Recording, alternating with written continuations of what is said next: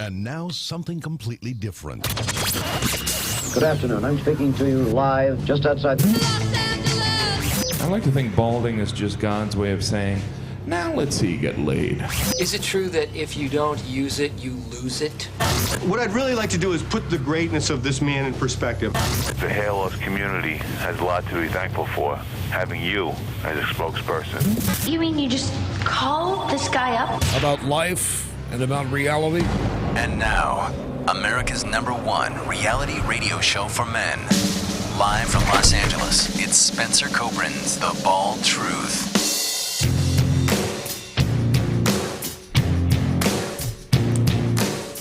Hey guys, welcome to the show. Happy New Year. Great to be here. Holy cow, I think it's been about a month since we've actually done a live broadcast. And I hope everyone has had a great holiday season. I don't even know what that means. Holidays are so fucking depressing. It's unbelievable. I just see all this bullshit and people rushing around, buying shit. New Year's Eve around here in Los Angeles is fucking insane.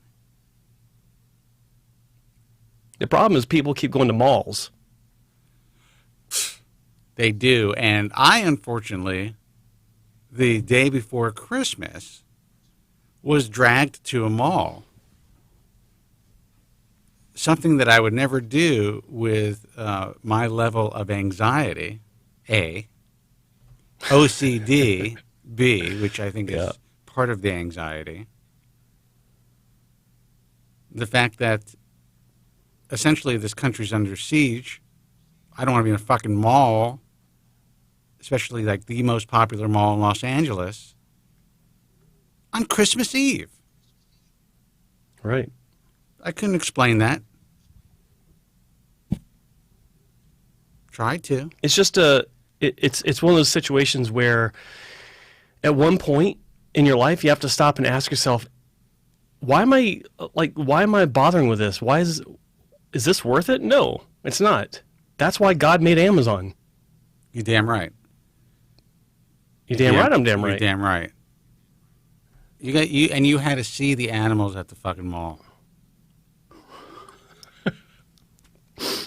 You have women running around with purses bigger than their bodies, rushing into stores trying to buy some bullshit for someone they probably either don't care about, think they care about, or will take to the cleaners in the next few years and destroy their lives. You got that all. You got that whole scenario just mapped out. I do. And that's what I do. I look at people and I put a story to people sometimes, like what's going on in their life and what's going to be happening. Well, because of the judgment that I made about them at that moment. I do that all the time. I sit in restaurants with people, friends, people that I'm close with, common law, of course, and just kind of size people's scenario up. And I could be completely wrong. But you know what? It keeps me off my fucking phone. It gives me something to do. Yeah. And I enjoy it. And yes, I mean, is it judgmental? It is. It's a little, now the term is judgy. It's not, judgmental is off the books for some reason. Don't die on us, dude. Come on. It's 2020. Sorry. Still sick. Judgmental is off the books. The word is judgy now, apparently.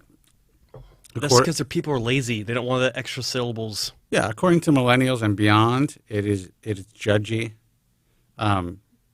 This is another thing that I seem to be getting a lot. And this is not the misogynist show, by the way. Woman will ask me a question about something. Actually ask me the question. I will provide a response, and all of a sudden, I'm mansplaining. Yeah. Now, I think that's the wrong use of the term, because if you ask a man a question and they explain things, the way in which they're used to explaining things, it's not mansplaining just because you're a woman and you don't understand what I'm explaining.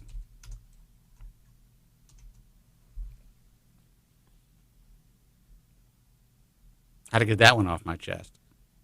That's why I didn't say anything, because it's like you need your space. I get it. The person barely knew me, asked me a question, and I'm a mansplainer now. Go ahead. What kind of question was it? I can't even get into it because then the person will know, and it's very specific. Well, there you go. So, well, how's my hair? Mail order. It looks great. Mail order and I decided to do things a bit less stressful this year. And this is actually her idea. She said, "Don't buy me anything before Christmas. Let's wait till the day after Christmas." When the sales are just going crazy. That's a good woman. It's like Black Friday has nothing on Boxing Day. And so we did that. We got up early, took her to a couple of different computer shops that I'm partial to, and walked out the door with a hell of a deal on a new laptop for her that I wanted to buy her. This is my new MacBook Air, which I love. Yeah. Very cool. What's this color called? Graphite gray? Space gray. Space gray. Yes. Dope. Anyway, guys, this is the Hair Loss Show, believe it or not. And 2020 is going to be the year of hair loss. I can tell you right now. Off to a big start already. It absolutely is off to a big start. Why don't you talk about that? Well, wait. I know what I'm talking about. Do you know what I'm talking about? What are you talking about? You talk about whatever you want to talk about, and then I'll talk about what I want to talk about, and somehow it will meld together into a very entertaining and interesting program. As we do week in and week out. Yes. That didn't make sense. Ricki Lake, the former talk show host. What else did she? She got her start in Hairspray. What was the movie? Hairspray. Yeah, years ago. Came out talking about her hair loss, which is potentially huge. It could be the Wayne Rooney moment for North America. Here's what I like most about it. Now, I think obviously it takes a tremendous amount of courage. Yes. Especially being being a celebrity. Women. With that said, there have been women who have been doing it for a long time, and it's kind of been this underground thing that's really taken off on Instagram. It all started with the Women's Hair Loss Project back in like 2007, when this woman essentially just started a blog alone, and people just responded to that blog, and it evolved into something much bigger. And then that, I would say, inspired people to kind of do their own thing and start to reveal their hair loss, and it's absolutely amazing. But to have a celebrity to do it this way. Now, listen, I know that Jada Pickett. Can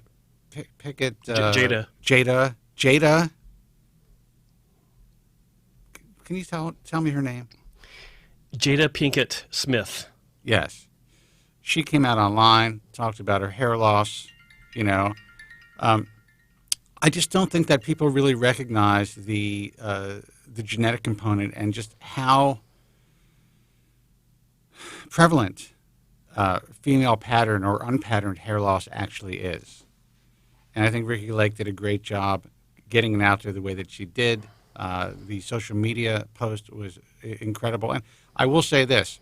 She's the first woman celebrity to come out to talk about this who actually mentioned how men suffer with hair loss.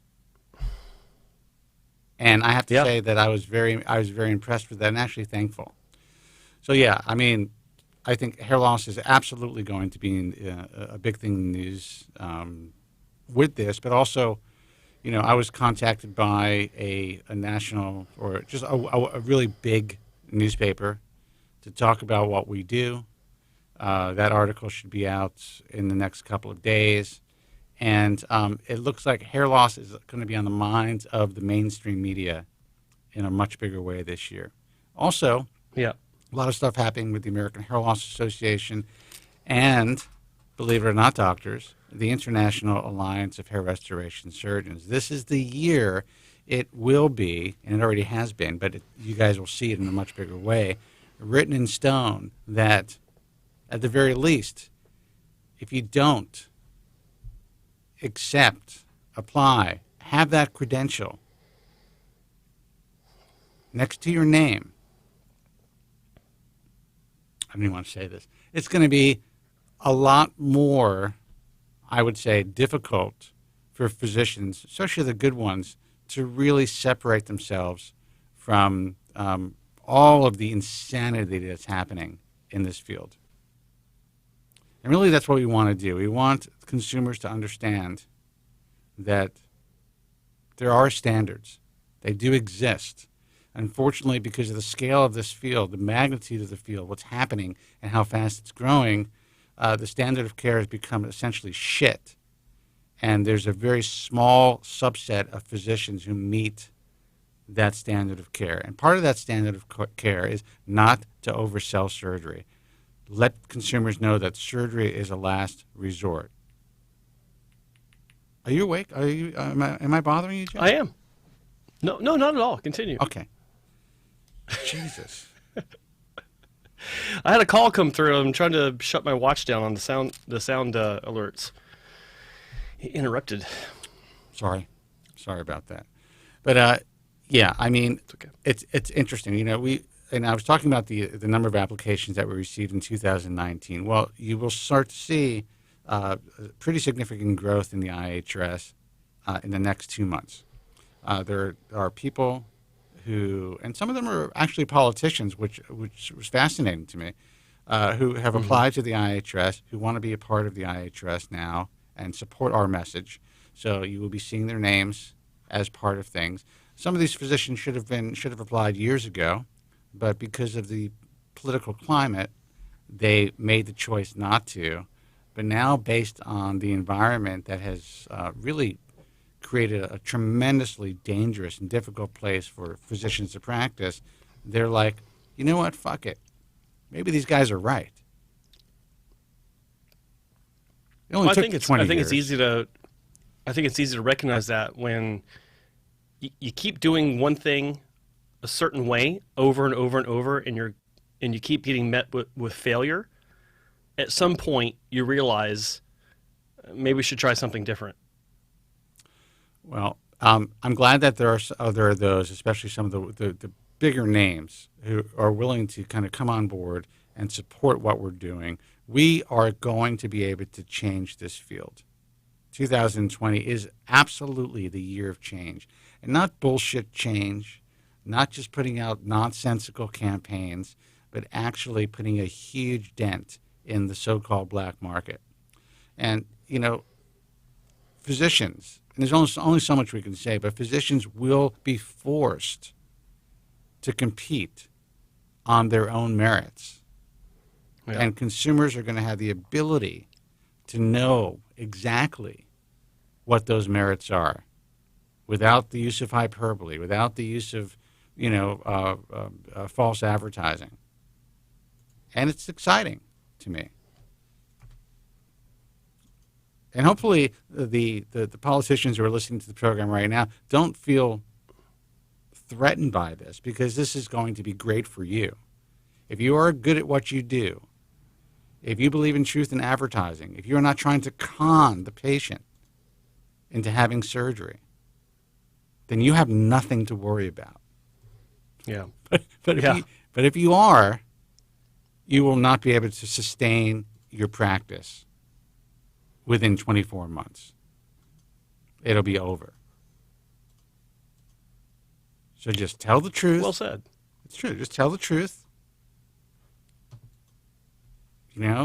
Stop stealing our shit. There's a doctor in Ohio that you sent me I don't even know who this guy is. Yeah. You sent me their website. Lo and behold, apparently they're accredited by the American Hair Loss Association.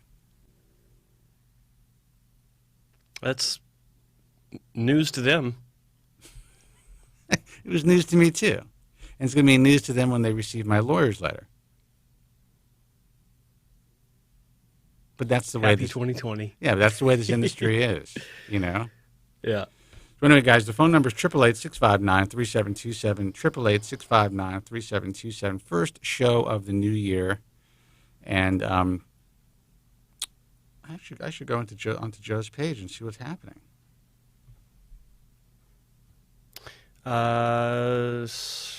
While you're doing that, I'd like to recap the premiere video I just did. I wish you would. What was about half an hour ago, 45 minutes ago.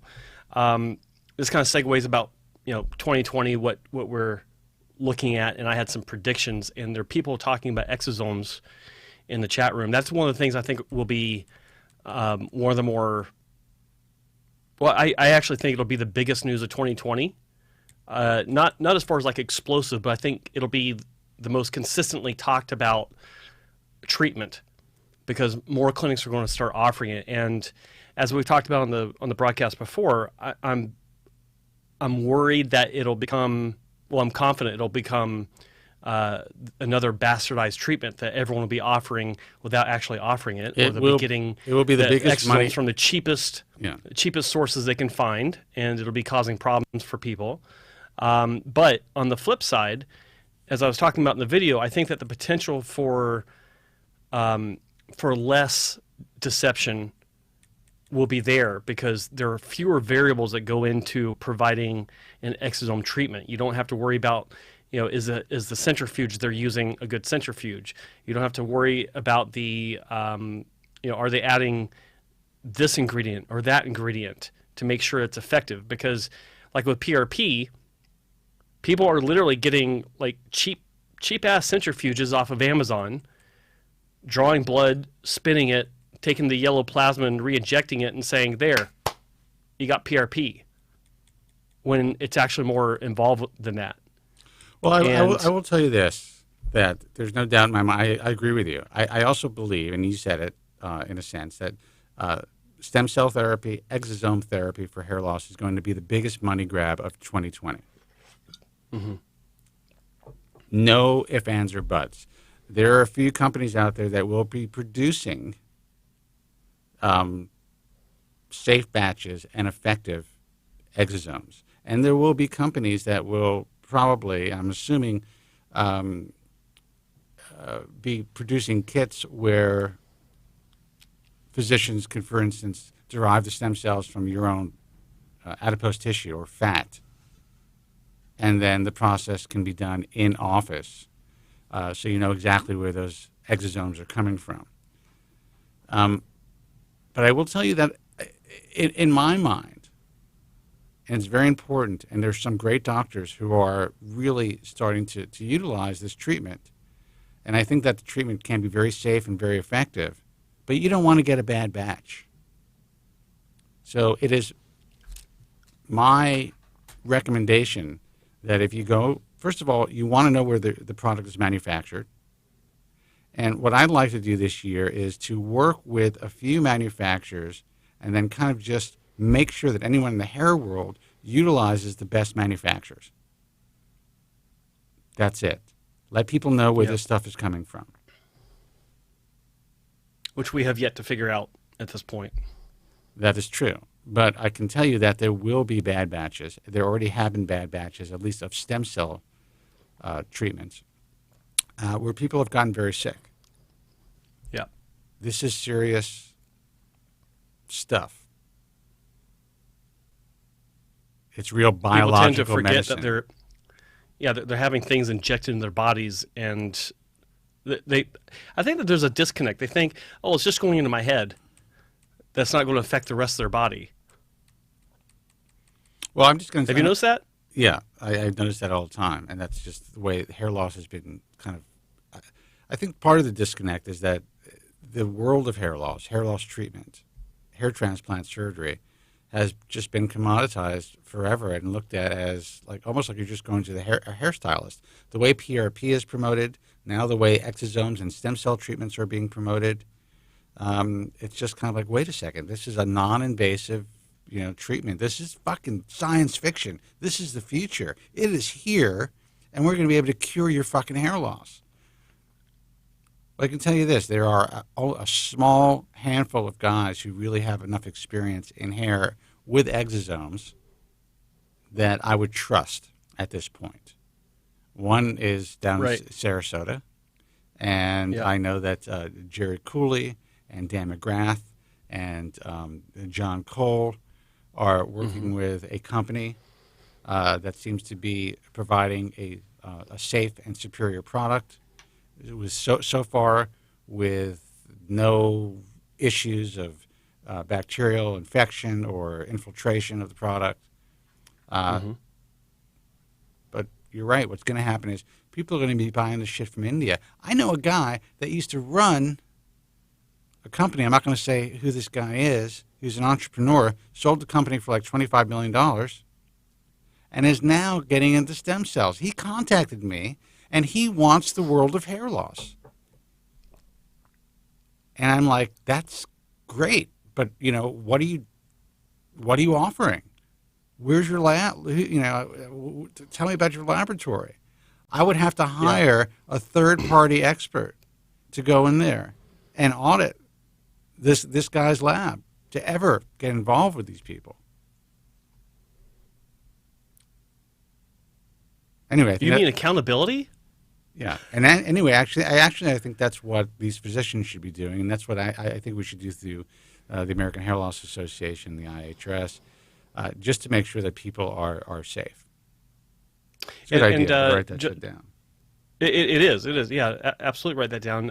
Carol Patilla in the chat room says, are there any guys in Europe who are trusted in exosomes for hair regrowth?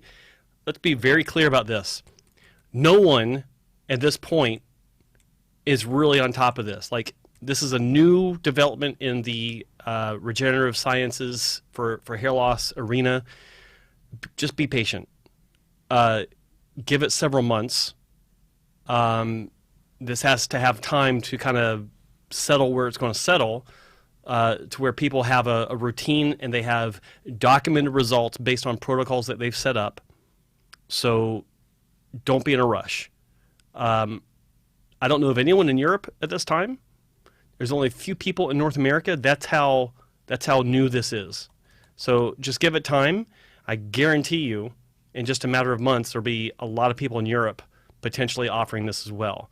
And then once you start seeing a bunch of names, you got to make sure that they themselves have demonstrable results that they can show you before you decide if you want to get involved with this or not. And I will tell you that you do not want to be a guinea pig. There's one person in this country. I'm not just going to keep promoting these people. There's no financial ties, but that's been doing this for about 3 years.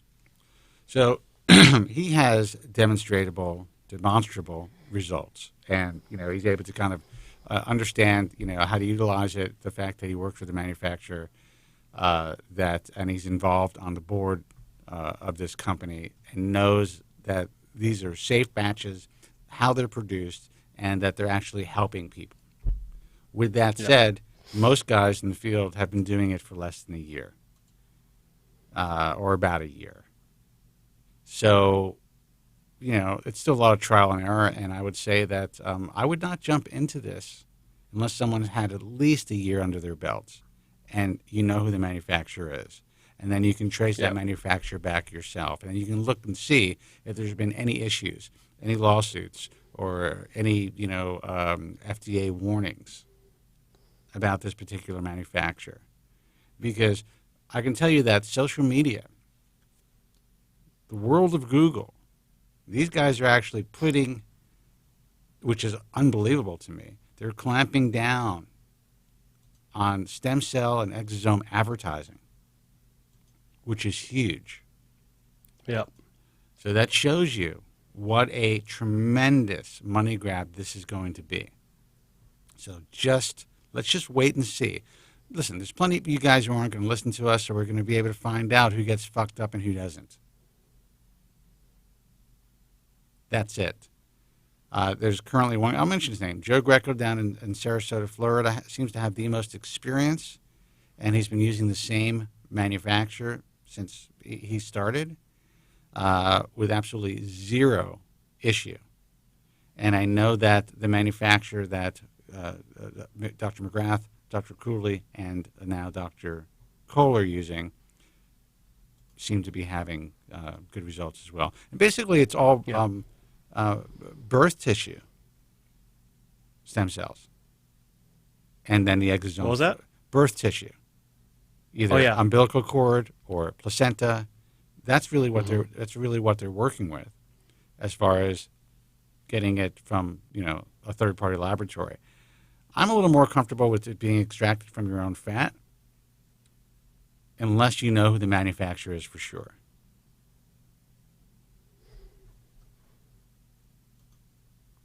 So guys, you can call in. This is a call-in show. It's the first show of the year, and we're live. So give us a call if you have any questions or concerns. 888-659-3727. That's 888-659-3727. Now, with all this said, I have seen some incredible anecdotal results already.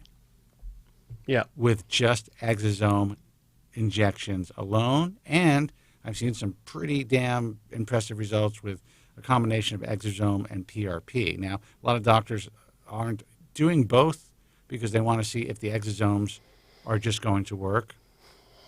Some of these doctors have investments, are invested in the company as well, so they really want to make sure that that product is working on its own. Right. But I've seen some. That's a smart way to do it. That's 100%. Like with exosomes and PRP at the same time. That's like doing Minoxidil and Finasteride at the same time. You don't know which one's going to do what. No, I agree, and my whole thing is like just do no harm.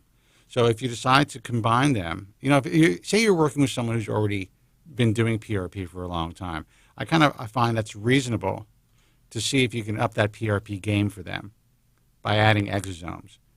But if it's a virgin patient, and if you really are concentrating on the use of exosomes, then you just stick to injecting the exosomes to see what happens.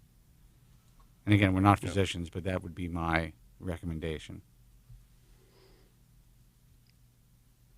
I'm just going to be quiet. Doctor in Brazil selling pills with vitamins and dutasteride in it. What is your view on it? How is it being administered? Is it oral or is it injections? If it's an injection, it's like mesotherapy, which I talked about in my new video, which might be a thing. I think it'll be a thing in North America where they're combining. Let me check the phones here. Is it working? That's the problem. The fucking system's off.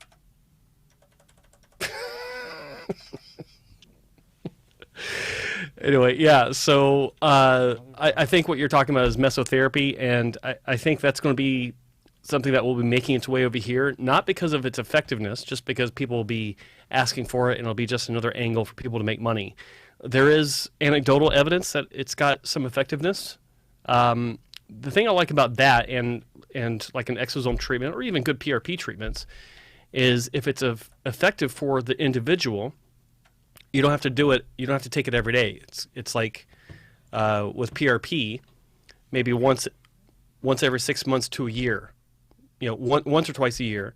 Exosomes are, everyone I've talked to thinks that will probably be the same situation at the very least, maybe once or twice a year.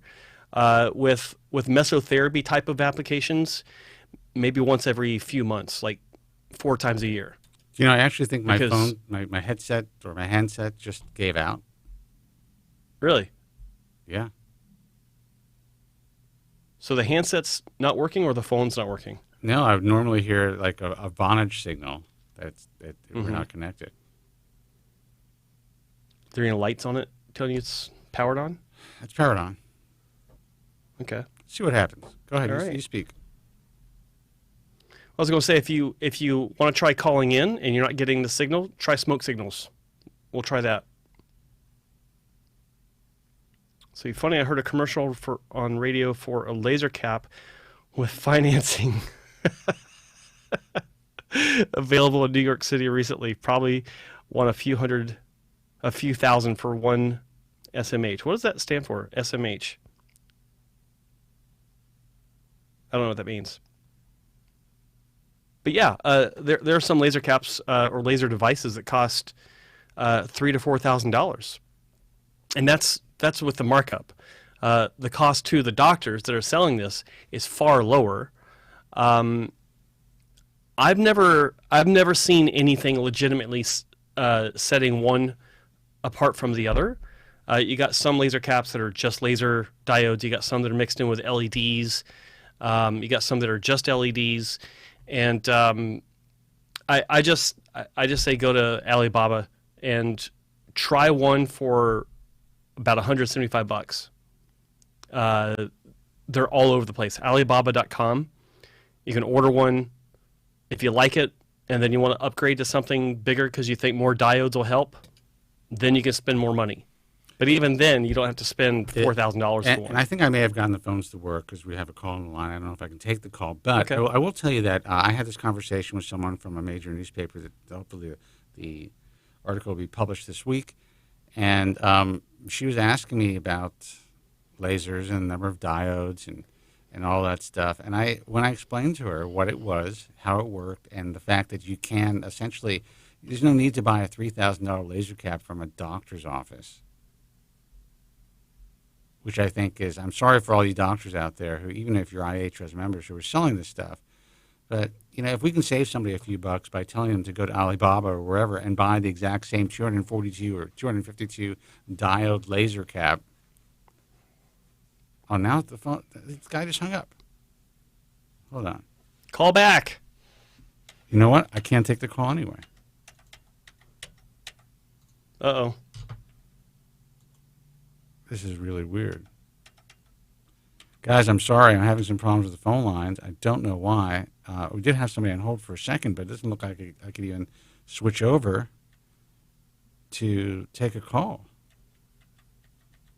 Select ringer, configure show, ignore ring mute. Well, while Spencer's dealing with the phones, anyone that's got a question, go ahead and ask it in the chat room and see if I can answer it for you. Dude, this is the worst call-in show ever. The phones aren't working. It's a text-in show. Holy shit. It just died. I mean, this thing lasted me about 8 years. SMH means smack my head. Thanks, Rob. Let's see. Yeah, it's not even switching over. This is going to put a damper on the ball of truth, man. 2020. It's a $4,000 system. Benny G was asking, Joe, do you know if Dr. Bobak's working with exosomes? I thought the clinic put up a video, but then it seems to have disappeared. Everything I know is, yeah, they're working with it, but I don't know any details. I haven't even talked to him about it. Let's see. Brizola, hopefully out in 2022. Isn't this the same Brizola that came out last year or the year before, based on the Italian scientists? What is wrong with people? Discovery. It's like, it's useless. Listen, I'm going to tell you guys something. It's great that there's websites out there that have done well and talk about all these so-called future treatments. Let me see if I can take this call. I don't know if I can take it. Hey, you're on the air. Hi, can you hear me? I can. That's so weird. Why couldn't I switch over before? Thanks for calling, man. Who's this and where are you calling from? Hey, my name's John. I'm calling from Los Angeles. John, what's happening, man? What's up, John? Hey, hi, guys. I've been watching you for a little bit now and been learning a lot from your show and your channel. So let me give you my story real quick, if I may. Sure. About 2 years ago, I noticed some recession in my temples. I'm 49 years old, so I've been pretty lucky to this point. I kind of jumped the gun, and I went ahead and I got my temples filled in by a pretty good doctor here in Los Angeles. I was really happy with the work. At the time, I had also started applying Minoxidil 5%. Who'd you have the work done by? Benham. Okay. Ben Benham. Yeah. Okay. Sean. And Sean Benham. Sean Benham, right? The brothers, right? Yeah. Anyhow, he did a wonderful job. I'm really happy with it. But it's been about 2 years since I had that work done, and I'm starting to notice some more thinning around my temples. Not a lot, but some. Now, I've done a tremendous amount of research, and I've looked into Finasteride, but I'm really scared of the potential side effects, to be quite honest with you. And I actually started to take it for I'll say 3 weeks I took about one milligram 3 times a week. I started at what I had read was a minimal dose. And I got, headaches, and, my erections weren't as frequent or as powerful as they had been, and it really scared me off of Finasteride. I'm wondering if, and you guys are talking about exosomes, which is something I've never even heard of, to be quite honest with you. I'm wondering what you guys might suggest for somebody who really doesn't want to go the Finasteride route. Well, I will say this, and I'll let Joe speak. At the very least, if you're giving Finasteride a try, this is a drug that's been in the market for well over 2 decades, with a tremendous long-term safety profile. When you're dealing with anything new, like exosomes, which are essentially created from other human beings' tissue and then manufactured in a laboratory that can then be tainted. There's a great podcast called Bad Batch. Check it out on iTunes or on Spotify. Bad Batch. It was really it was about a company that produced stem cells for regenerative medicine, therapy, and it was being touted for every fucking ailment known to man. And yes, we know that it can work, but this particular company had a breach in its manufacturing process, and there were a relatively small group, but a group of people in Texas, older people in general, who got extremely ill from this bad batch. And this is something that can happen. That's why I always tell people, if you're going to get any of these types of treatments, especially if it's not coming from your own adipose tissue, if it's not coming from your own tissue, you want to make sure that batch was used on somebody else. It was already defrosted and used on somebody else that week or the day before you, because you'll get sick pretty fast if it's a bad batch. Okay.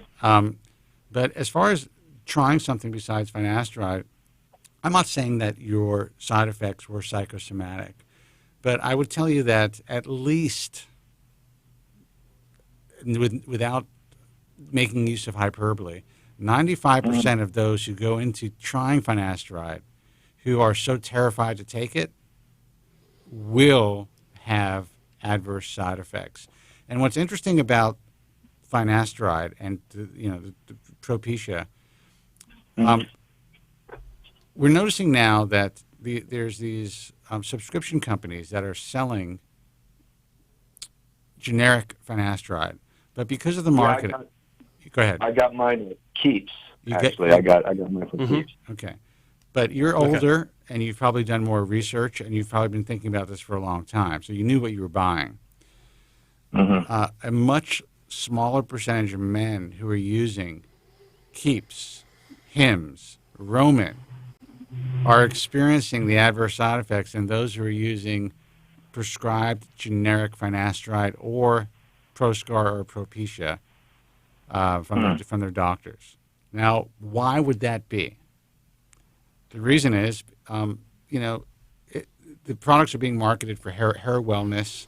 Younger guys, millennials especially, aren't really thinking. They're not connecting the dots between Finasteride and Keeps and Finasteride and Hims or Finasteride and Propecia, the P word. So they're not having as many issues. And if you actually contact the company, they will tell you that it's very rare, and they're selling. They are now, these companies are the biggest suppliers of Finasteride, bar none, worldwide.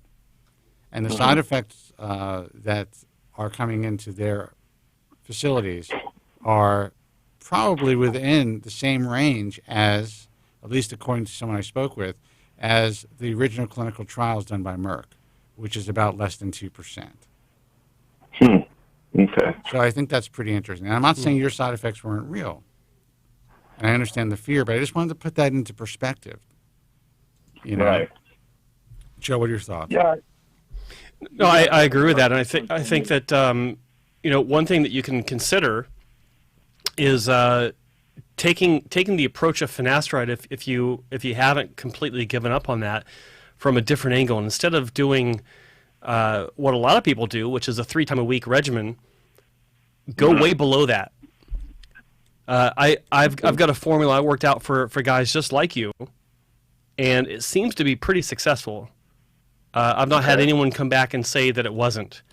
And the way it works out is you take was it the 5 milligram tablet or the 1 milligram tablet? 1 milligram tablet. Okay. So what you do is you take that 1 milligram tablet and just take it once a week, say on a Monday, and do that for a month. And if you're fine on that, like if you don't have any issues, then you can consider bumping it up to twice a week, Mondays and Thursdays, and try that for a month. Okay. If that doesn't have any issues, then you can try bumping back up to 3 times a week, Monday, Wednesday, Friday, or Monday, Thursday, Saturday, or something like that. And now again, realize that neither myself or Joe are physicians, so we can't give you medical advice.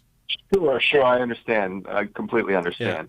But you guys have a ton of experience between the two of you, so I'm inclined to trust what you're saying. Well, I appreciate that. Now, the other approach on that is if you want to try that and it doesn't work out, or if you don't want to try that at all, then there are a lot of people that have switched over to one of the various topical formulations of finasteride, and they've had success on it, where they've had reduced or eliminated side effects, and they still have some sort of positive response as far as maintaining or even to some degree reversing their loss. So that's another thing to consider. And being in LA, you've got a couple of clinics that do supply it there. I know Dr. Bobak at Alviarmani, they have their formulation. You can order online from some clinics, like Dr. Bauman down in Florida has F82, and then he's also got, was it M82? Spencer, there's got a couple different formulations, one with Minoxidil, one with just Finasteride.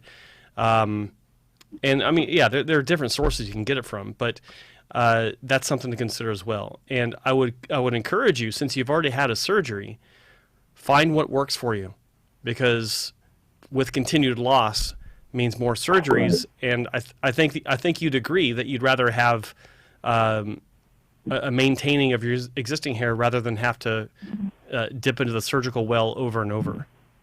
Yeah, I definitely agree with that, and that's why I find myself kind of between a rock and a hard place, and truth be told, I was so paranoid of the finasteride side effects because I'd really done a tremendous amount of research.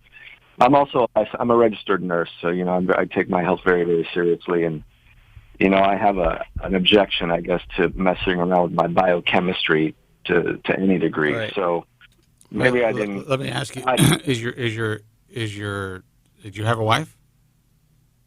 Do I have a? No, I'm single. You're single. Okay. Do you date women?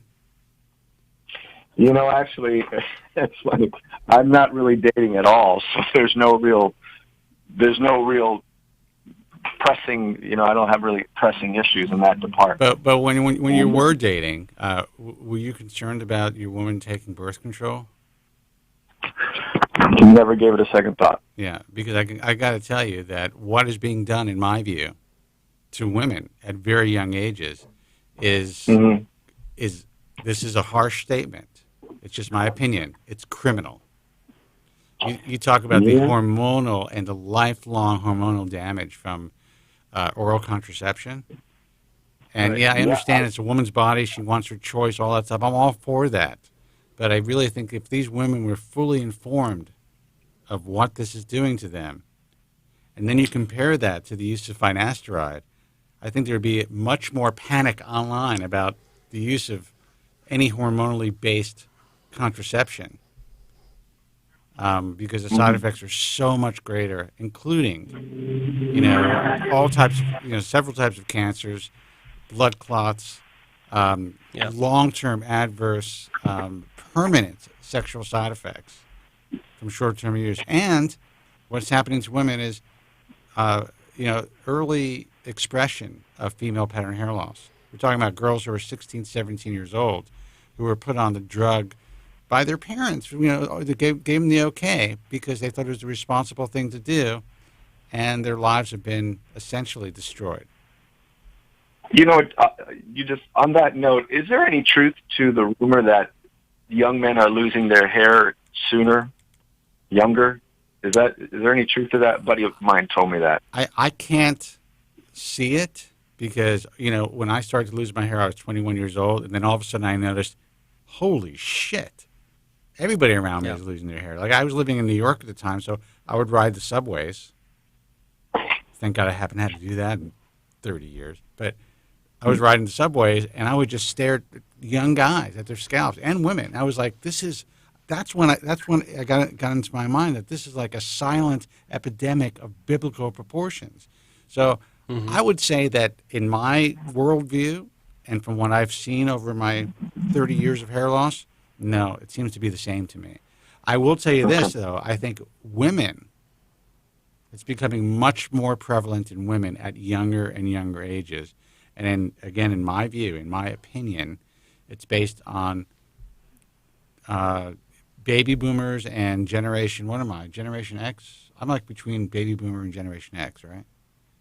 And people of my generation putting their kids on the pill much earlier than they went on the pill. Absolutely. Go ahead, man. Did we answer your questions? You did, actually. Thanks so much. And Joe, I think I'll try that schedule out and see if I can achieve some results with it. But I do have one question for you. As a medical professional, as a nurse, besides doing your research online, were you able to speak to any physicians about their opinion who, maybe endocrinologist or anyone else who you may have access to? I didn't. What I do regularly, as in biannually, I get a battery of labs that normal people wouldn't normally get. I'm looking out for inflammation. I'm looking out for my, glucose metabolism, how well I'm.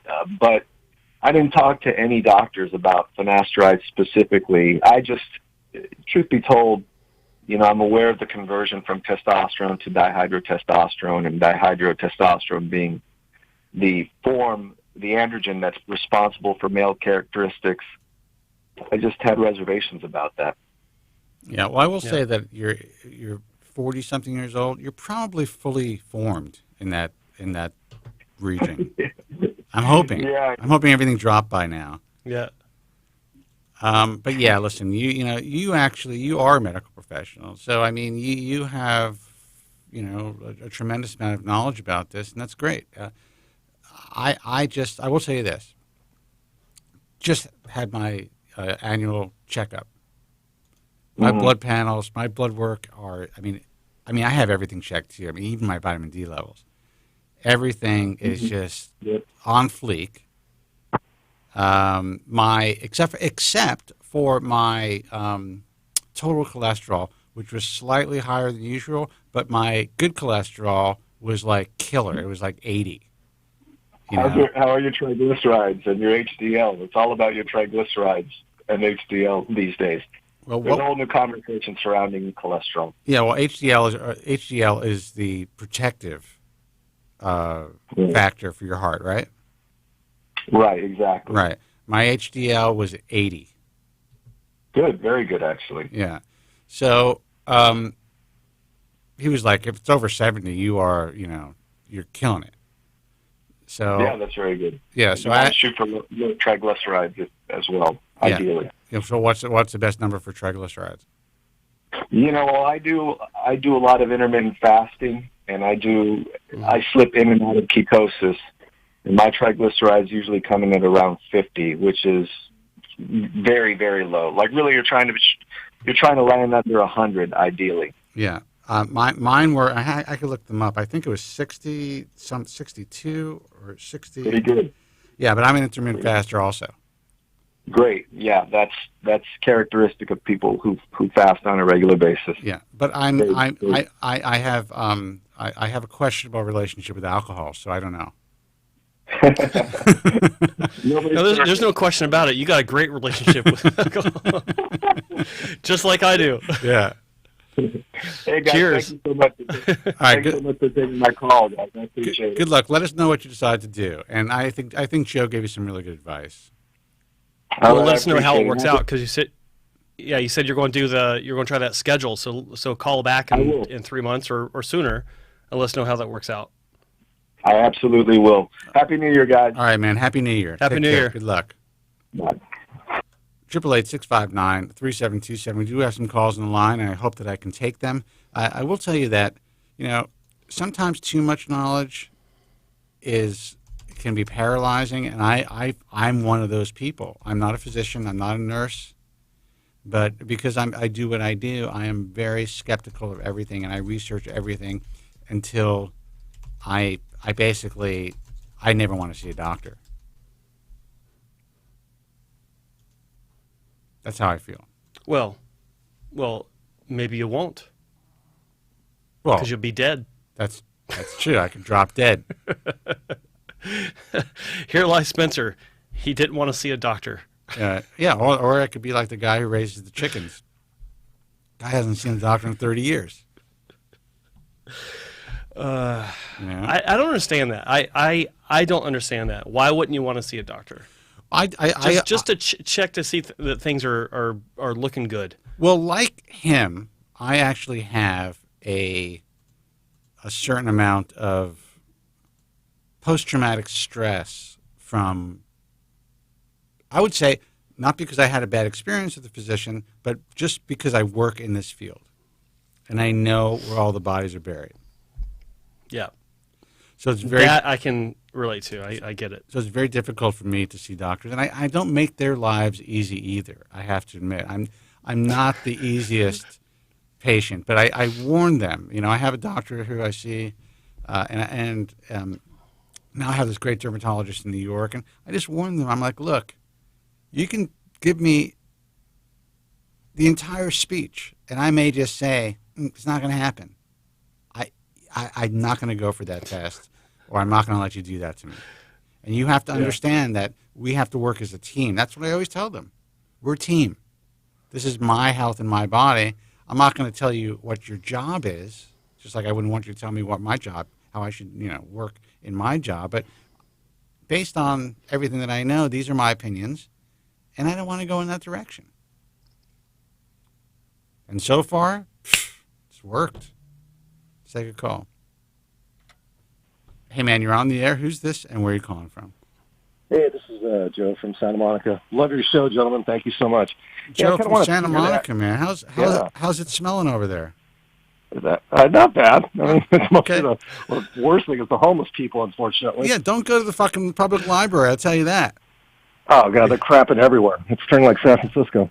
It's unbelievable. Yes, it's sad. It's very sad. And I love Santa Monica, but I really have problems. Like, I'll drive there, I'll go to certain restaurants, but if I want to just take a walk, it's like a labyrinth. It's getting worse. It's getting worse. It's sorry to hear that. Let's see how expensive the rates are. I kind of wanted to piggyback on the last guy with Finasteride because I was scared to death to try it because, like an idiot, I Googled it like a couple of years ago, and I was reading sites where guys were literally saying their penises were shrinking. Not only did they stop working, their penises were literally shrinking, and it was just like. And I'm 50 years old, and I've been on it for 6 months now, and I regret. Your penis is already shrinking if you're 50. Exactly. It's already pretty much gone. Yeah. I used to have an Audi, actually. I used to have an Audi. So. Anyway. But I regret so much, not because out of fright, and I know the power of the mind. I know the placebo effect. And when I first started taking it, it's been 6 months now, not one side effect. It's working. Mm-hmm. My crown area is getting thicker. I have not even come close to a side effect, but I was freaking out when I first started doing the thing where I was only taking like a quarter of a pill every third day. Then and then I would take one pill every 4. I just start ramping it up. Now I take 1 milligram a day, no side effects, mm-hmm. and also the benefit too, because I do a lot of research. I know you guys are aware of it about that SWOG cancer research. That I think it was a 10-year study on it that came out in mm-hmm. 2018, where it actually said not only is finasteride safe, but if you're in your 50s, most of these doctors will recommend you take it precautionary for prostate cancer. Lower the risk of getting prostate cancer So I'm getting a double benefit. Not only is my hair coming back, but I think I'm better situation medically of being a lower risk of getting prostate cancer. Well, that was a very interesting study because for years there have mm-hmm. been contradictory studies. And one study came out, I think it was in 2007 or 2008, and I could be wrong about the timeline, but it was around that time, that actually kind of put up a red flag where, essentially they said that those people who are using finasteride, especially 5 milligram form, I think it was, had a greater chance they had a lower overall risk of getting prostate cancer by about 25%. But if they did mm-hmm. have prostate cancer, it was a more aggressive form of prostate cancer. And that freaked people the fuck out. Then there was a study that contradicted that. Yeah. And I know what Joe's about to say, I think. The theory behind why that first study was what it was is because, prostates were very small.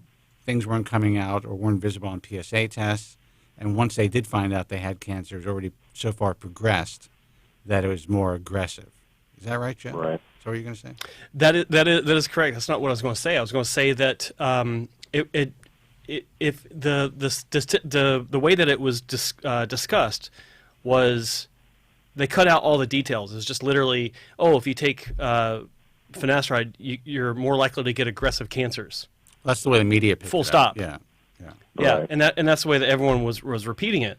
But it reduced it. I remember explaining this to so many people. It's like, okay, so logically, if you reduce the chance of one kind of cancer by 25%, then it doesn't mean that you're more likely to get a more aggressive form. It just means that if you do get any sort of prostate cancer, then that has a higher likelihood of being the case. But it doesn't increase the chance of actually getting it. Well, and that's what it was. But then there was another study that contradicted that, and then the study came out in 2018 that just blew all the studies out of the water. Exactly. That's Dr. Ian Thompson, who I was reading his paper on it, and he says that the worst thing was those prior reports because it stopped people. There have been more lives saved if there wasn't from the negative publicity for finasteride. I agree with that. He's saying the best preventative medicine, especially for guys starting in their 50s, is he believes every guy should be on finasteride when they're in their 50s. That's preventative for prostate cancer. Yeah, I had the president of the American Cancer Society, who is a urologist, on the program a few years ago when this guy, Dr. Irwin from, what was he from? It wasn't Georgetown. George Washington University? George Washington University did that survey that was reported as a study on those guys. I'll never forget that. Those guys were actually already involved in a post-finasteride syndrome website. Essentially, which asking them questions like, okay, how long have you been taking finasteride? What effects do you have? Are you impotent from finasteride? And I would say that the results of that survey or quote-unquote study would be pretty skewed since everyone in the study was already on a post-finasteride syndrome website and freaking the fuck out. Yeah. So, but I had this guy on the program to talk about that, and he actually seemed to be a fan of finasteride as well, and this was many years ago. So I'm sure you have a question for us, but I think that's a really great point that you bring up. We are not here to sell this product. No. So it's so cheap anyways. You get a month's supply for $4. It's ridiculously cheap. I mean, these other sites like Hims and everything, they're jacking up the price because guys, are sensitive about it. They don't want to go to their doctor about it. It's a great business plan these guys are doing. But like you mentioned earlier, Spencer, that it's also what I'm finding out too, because I know guys younger who are now on finasteride, and they're not even worried about the side effects because of all the advertisement. They're not seeing the negative advertisement, so their brain, they're not even thinking about the negative effects. And none of them, some of these guys I know at the gym, none of them are having any side effects. Look, I spoke to one guy at Keeps, and I talked to him specifically about this. And this was early on in the game. I think they were out. They had just gotten around their funding, and I think they were out there for like a year or less. But the reported side effects were very similar to the actual clinical trials, and that I knew that would be the case. So to me, it's kind of like I have kind of mixed feelings about these companies. I think it's incredible that young guys now have the opportunity to save their hair again and not, just go for gray market products. On the flip side, you never really know exactly what you're getting because there's not full transparency of where the product or the finasteride is being procured or purchased from, whether it's a generic company in India or in Israel or, in the good old USA, and if you're going to be switched once they get better deals. So some guys could be doing great for 2 years on this subscription service, Finasteride, and then all of a sudden, unwittingly or unknowingly, they're switched to another generic, and they could lose the results. That's a good point. Well, gentlemen, I just wanted to thank you for your show because you guys helped me. I was so nervous. I just regret I never got on Finasteride earlier because I'm having positive results. No side effects, and you guys helped me because I listened to you guys. I found you guys by accident, and I'm addicted to your show. And by listening to you guys, it made sense. I started doing other research on my own. I was like, hey, I'm gonna try it, and it's like I said, it's working great and no side effects. And I'm just totally happy with it. And I just want to encourage the other guys out there that are hearing all that negative publicity. Give it a chance, and don't let it get in your head because if it gets in your head, then you're going to mess yourself up. That's the power of the mind. So I just encourage the guys out there to try it. Listen, man, I'm glad you're doing well. I'm glad we were able to help you. And thank you so much for tuning in and listening to the show. Make sure that you like the broadcast on Joe's I do it all the time. Site. I love the show. I always hit the like button. I appreciate that, man. And by the way, we are putting up, I'm going to talk about this now while I have you on the line because you seem like you're a fan. We are kind of having a resurgence of the original The Bald Truth YouTube page. I mean, we're putting up clips of this program. I want everyone who's listening to subscribe to that, and we'll talk about that more later. But it's going to be powerful. We're going to have all of our undercover doc clips, and we're going to come out strong this year. That's great. All right, John, again. Happy New Year, guys. Bye-bye. Happy New Year. Happy New Year. Figured I'd pimp that out a little bit. Yeah, no problem. I'm glad you don't have a problem with that, Not Joe. at all. Let's take another phone call. I love hearing stories like that. And, it's funny when I hear a guy who's 50 and I think that's young. I know. It's like, yes, I'll take that. But that fucks me up. Like, in a way, I'm like, wow, 50. I was 54 and a half years ago. I mean, I'm about to hit in 5 months, I'll be 55 years old. I mean, that shit is real, man. I mean, that's real. It is. That's like, all right, I mean, you are now in the demographic of 55 to death. As a third fucking chapter of your life, man. Man, 2020 isn't shaping up so good. But on a positive note, on a positive note, we never know when we're going to hit the wall. It could take another 10 years for me to actually hit the wall. I don't know. Yeah. Who knows? Could be. Or I could end up saying, fuck it, I'm going on the knife. I'll be Wayne Newton the next time you see me. Let's see who this is. I got to find a sidekick who actually laughs at my jokes. Hey, you're on the air. Who's this and where are you calling from? Gentlemen, it's Dave from Brooklyn. How are you? Dave from Brooklyn, man. You have the most uniquely mellifluous voice. It really is. Well, Happy New Year, man. How you doing? Happy New Year, gentlemen. It's always a pleasure. Joe, I loved your video, and your graphics are amazing. Your production quality is very, very professional. I really enjoy it. Thank you. Gentlemen, I hate to add more fear in the sphere of taking drugs like Finasteride and Minoxidil, but have you guys heard of Minoxidil sexual side effects? Anything on that?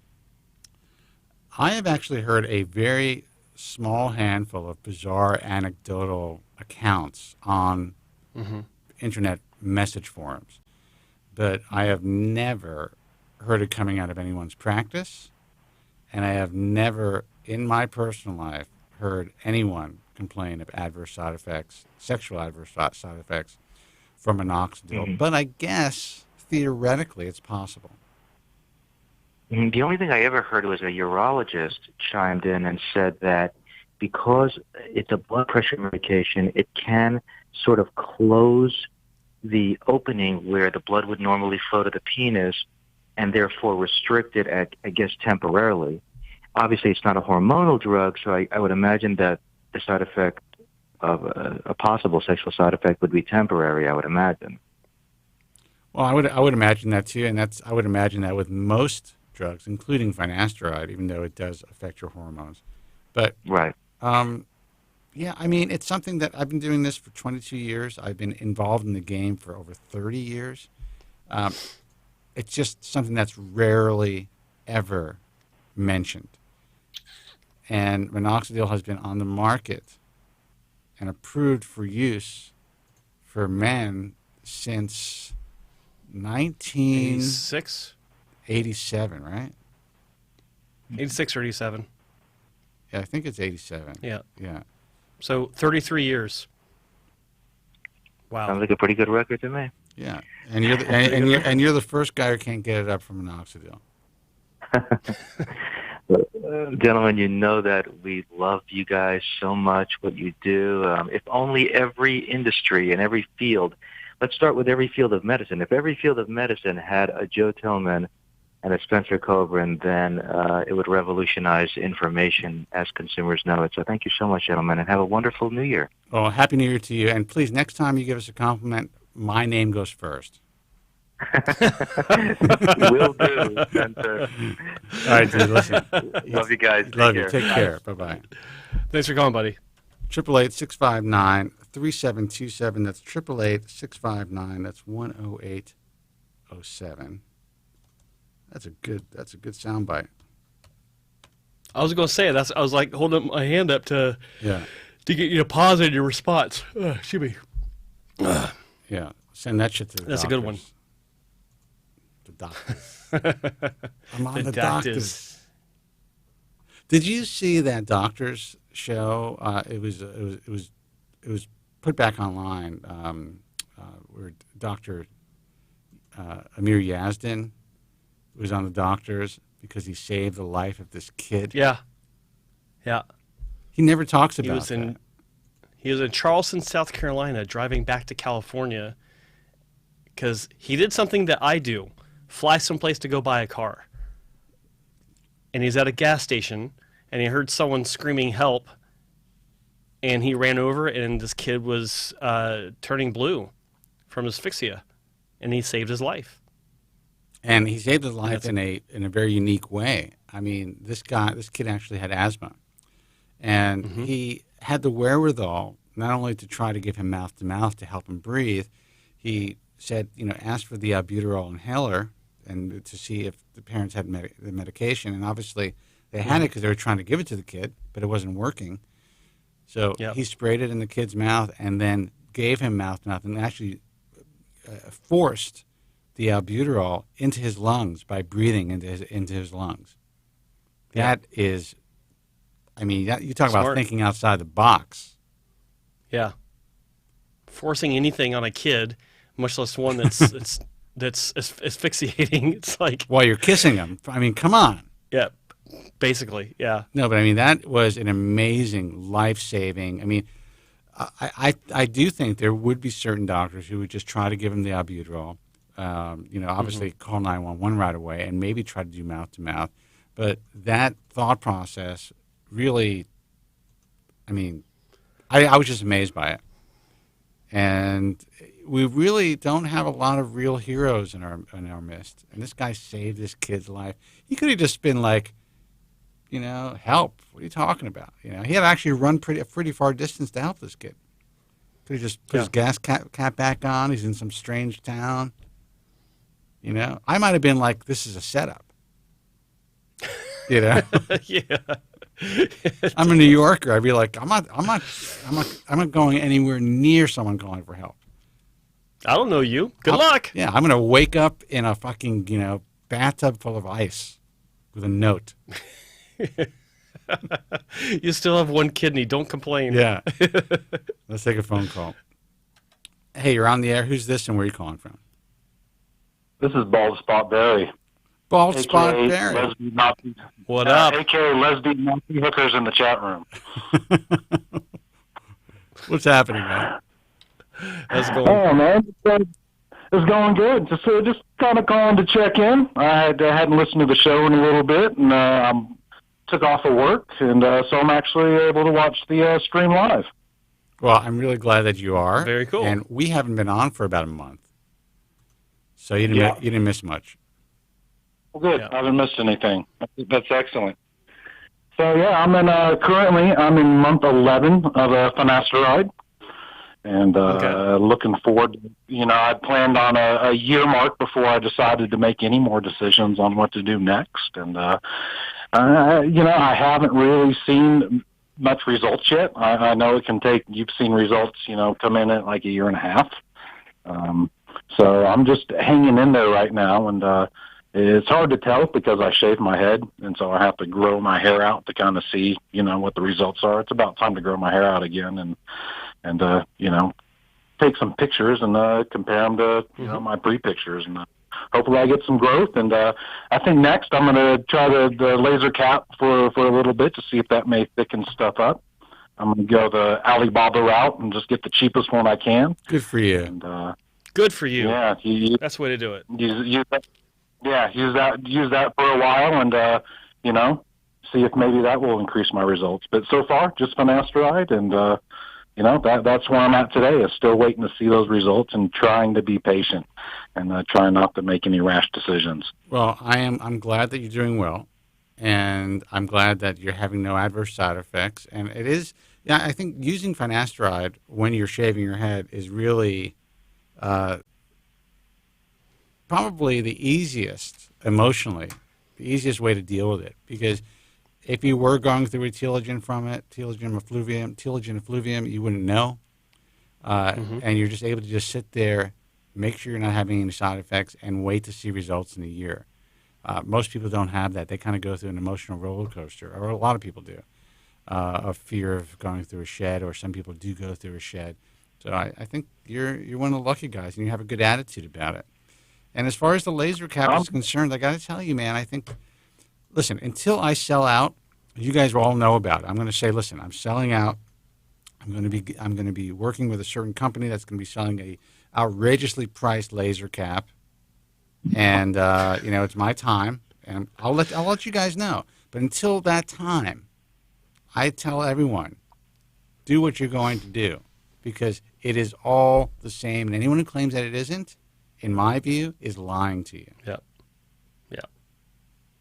Well, I hope you offer financing when you do come out with your laser cap. I'm not I would never put my name on a laser cap, and I would never actually sell my own product. I would license my name and certain other aspects of my, let's say, capital assets of my company to these products, and just sit back and make the money. That's it. I don't want to deal with consumers and product and shipping and complaints and all that shit. That's not for me. Nah. But I'll make sure. I'll make sure. Are you saying you'd have complaints? I'll make sure that the company that I do work with offers a money back guarantee, and you know what that means? It just means you're getting a guaranteed piece of crap. No, most people will never send the product back, and if they do, the company's already made their margin on it. Yeah. Oh yeah. Yeah, they let it sit there. I've bought products like that before. I bought one of those penis extenders, that uses traction. And, I bought it and used it for a little bit, and now it's just sitting there. I haven't used it anymore. Good for you. Good for you. Good for you for admitting it, and good for you for, for buying it. And sadly, you can probably go online and see all kinds of great stories on these sites. And I bet you a lot of people also cause some permanent damage from that shit. I'll go ahead and say I tried that too. But instead of buying a system, I just got a cinder block and a rope set up. The problem was I'm not tall enough. But you know what? This is what's interesting talking about that. There are tribes in Africa that actually do that, but they start in childhood, and these kids. Oh yeah. And these kids are packing. Let me tell you. They get excited. They get excited and they pass out from a loss of blood in their head. Yeah, they are packing. I mean, it's like I mean, it looks like a piece of PVC pipe, but it's long as shit. All right, PVC pipe. All right, dude. Thanks for the call. Oh, shit. Well, go ahead. Well, thanks for everything you do. Enjoying the show, and it was good to talk to y'all. And I'll check in. Hopefully, I'll have some results here soon. I'll check in once I buy that Alibaba laser cap. Let us know. And we want to see. Right on. We want to see pictures. All right, man. You take care. Excellent. All right, Okay. well, take care. Bye. Bye. Thanks for calling. Happy New Year. 888-659-3727. Actually, if you are sending people to Alibaba, maybe you should have your own brand. I'm telling you, yeah. But at this point, it's like It'd just be like, it's listen, just nickel and dime stuff. It's $100. There's no fucking refunds. You're buying it as is. Unless it doesn't work, then we'll exchange it. And not work as far as work for hair loss, but I mean actually physically is Like it doesn't work. malfunctioning. Yeah. Yeah. Well, there's one guy already doing that, but he's marking it up, 400%. Yeah, but my whole thing would be like, if I were to just have a infomercial or be on an ad, like a Instagram ad, it would be like this. Like, I don't know if it works. No idea. I have no clue. Does it work? I don't know. And it's essentially what I said to this person at this newspaper. Yeah. She was going to write a pretty extensive piece on like that is an option for people, for women especially. And I had to explain that it's an option that probably won't do any harm, but it really should not be a first resort, like your Absolutely first not. go-to. Also talking about the nutritional supplements that are being sold today.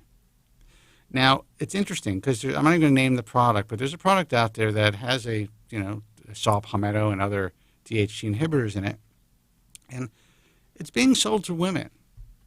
And I don't see anywhere on the product's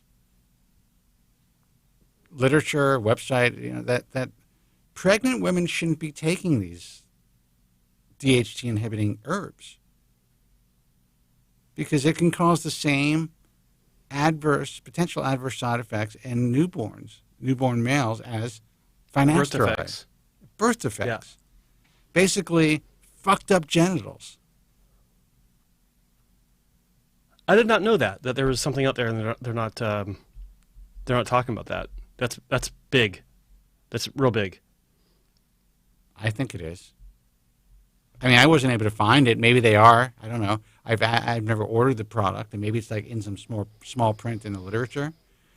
But you probably know at least one of the companies I'm talking about. Check it out. You're a great researcher. Send me the name on our messaging system. Okay. Oh, okay. I've heard the name. I just haven't looked into it. And this active supporter was actually taking it for a while. And female, she decided to stop taking it. What? Goddamn, hair wellness. There's that word again. That's it. It's all over the place. This was actually a brilliant, I mean, the way this company came out was brilliant as well. It's a subscription-based situation. Got great funding. Got a great round of funding. It was just put together really well, and there are doctors out there that are now attaching themselves to this product. Now, I wrote the first chapter ever in any volume about nutritional supplementation or nutritional support for hair loss back in 1998. With all the products that are being sold today, talked about Pygium africanum, stinging nettle, saw palmetto. And I have retracted that chapter and wish to God I never wrote it. And I've said that publicly. Like here's the basic warning. I just typed in saw palmetto and pregnancy. Yeah. Saw palmetto is a hormone and not likely to be safe to use during pregnancy. Full stop. Now, is that warning anywhere on anybody's website that are selling this shit to women? I've not. Let's see. I'm gonna look under. Bonnie says, I had worried for years about my hair because constant styling for work was taking its toll. Blah, blah, blah has been an incredible gift because my hair is stronger and healthier than ever. That's it. There is nothing. Oh, Instagram influencers talking about it. Okay. A few more. Clinical trial is undeniable. Interesting. Terms of use, blog careers. There is nothing that says. Guys, we'll take your call in a second. Yeah, it doesn't have to nothing say on it here because that it's nutritional. You know, the FDA is not involved in any type of supplements or, you know, nutritional supplements or herbs. And it's frightening that this shit is being sold to women. And a lot of women are buying it and using it. And a lot of women who are in the age bracket of being able to procreate.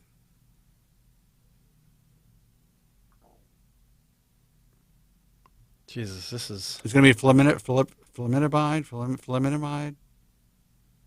What's the name of that drug? Flubidomide. Yeah, all over again. Yeah. Wow. Oh, they got discounts? Oh, my God. And that company is crushing it, man. Crushing it.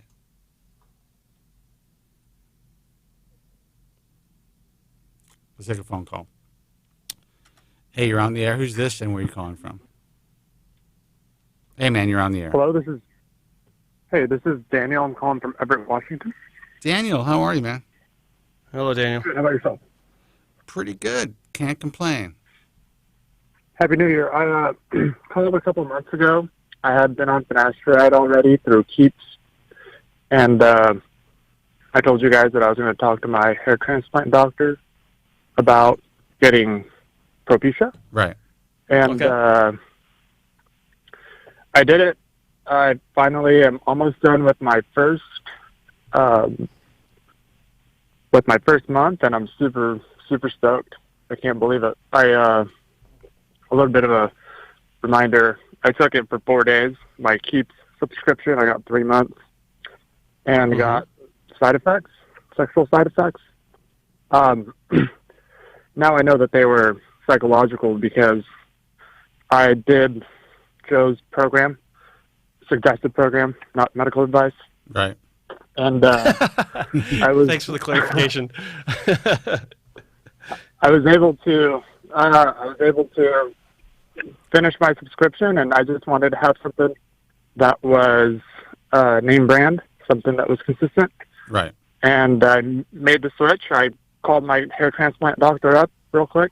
I had PRP through him, but it was just super easy over the phone, just a quick consultation. He asked me why I was taking it. He asked me why, because the way he offered it was generic, and he wanted to know why I was requesting name brand, and I told him my reasons. I told him I wanted because Joe Tillman says so.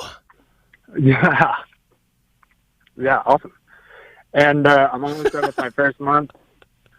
I'm super stoked. You guys are amazing. Thank you so much. Well, I would have never tried it if I was never listening to your guys' show, and I can't believe it. It's a 180-degree turnaround.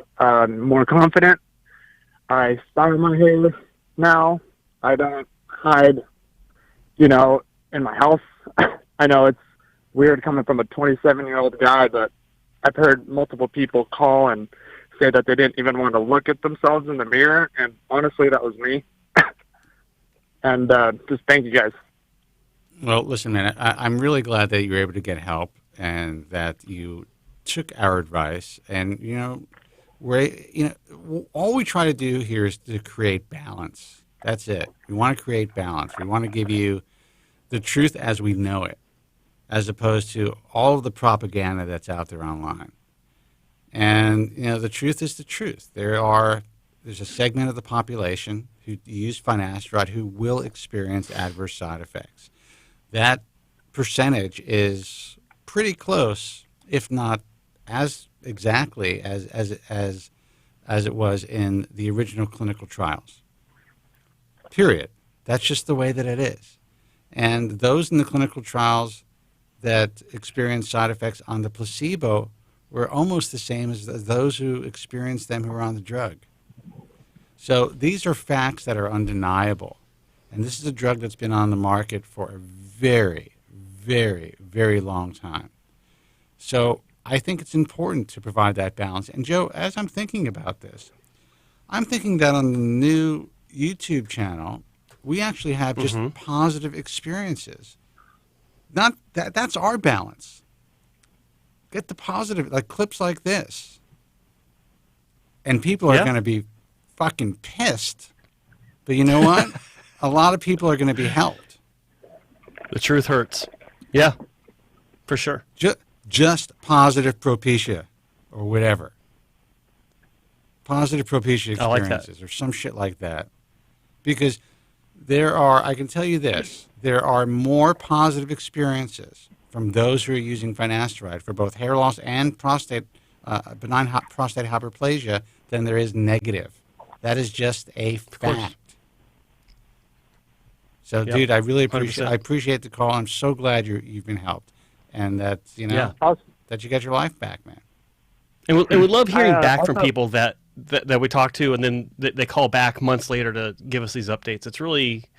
It's really what the show is about. So, thank you for that. I had one quick question. Oh, Jesus! Here we go. Now he's got the questions. Go ahead, man. I was wondering. Go ahead. I was wondering how I can track my progress. I still have a good amount of hair. I've just recessed about close to an inch from the forelock and the temples, and I noticed that my crown was thinning. But I still have a lot of hair, and my hair is really, really black with red. So, and my skin tone's a caramel skin tone. So you sound lovely. I'd like to. You sound like a calico cat. This guy's beautiful. Black and red hair with caramel skin. Jesus, this guy you must get laid. You must get laid like nobody's business. I just got engaged. Congratulations, man. Thank you, because my life turned around because of you guys, honestly. Because of what? Because of you guys, my life turned around. I'm more confident. Don't blame us for that. I'm more confident in everything. You guys are amazing. Well, that's awesome. I appreciate that. And all we ask is that you share this if you can. Everybody out there, this is the year of the Bald Truth Share. Yeah, let's do it. Like the video, share it. Make a fake Twitter account. Share it. Dude, make all the fake Twitter accounts you need. On Instagram. Yeah, dude, follow me on Instagram. And here's the thing. The new page is not to take away from this. This is going to be, obviously this is Joe's page, and we're going to have the full broadcast and live broadcast on Joe's page only. But what we wanted to create was a resource of stuff. I mean, I have thousands and thousands of hours of content, and some of the stuff, and it's none of it's time sensitive. or very little of it. And there's so much as I'm going through it. I'm like, Jesus, I should have been getting this out years ago. But now is really the time because there's more interest in this than ever before. So, like a story like yours. I mean, it's inspirational for young guys. Yeah, I mean, and it was also thanks to you guys and having this and listening weekly and listening to people's positive experiences, listening to people's updates. I'm like, geez, I want to be that person. Let me try it, And I finally got on the website Keeps and said, I want to do something about my hair, Like, I was always just, okay, I'm going to have to end up shaving my head, which, isn't bad. But, I want to keep my hair for as long as I can. And yeah, I'm in that fucking camp. I'm going to be 55 years old, man. Listen, I was very inspired by Ricki Lake shaving her head, and that was, I think it's empowering for a lot of people. And she actually looks pretty good, to tell you the truth. I mean, she looks really good with that really short, cropped haircut. She's great head, absolutely perfect features, really works for her. But for me, I am committed to having at least the semblance and the look of a full head of hair for as long as I can, until it becomes too ridiculous, which is possible. Which is possible, until I turn into like I was telling Joe today, Jason Alexander from the movie. What's the movie? Shallow Hal. Yep. His head is totally painted. Anyway, if you saw the movie and knew what I was talking about, you would have enjoyed that. But my point is, I'm in your camp, man. I'm just not equipped. I'm not equipped to deal with it, and this is why I'm still doing what I do. It's why I still paint my head. It's why I still wear a can of hairspray. It's why I still do the Trump the early years thing, and right. I just hope that I can do that for the rest of my life. And if I can't, listen, I'll deal with it. But whatever. I know, and also it's so easy. I wake up every day in the morning, I take my pill, and I forget about it till next morning. It's like you can't beat that. I tried Minoxidil for a little bit, and I didn't mind putting it. I didn't mind the way it looked on. I felt like it was. I used it as a kind of like a way to style my hair in a way, but it was kind of tedious and annoying to have to put it on. Huge pain in the ass.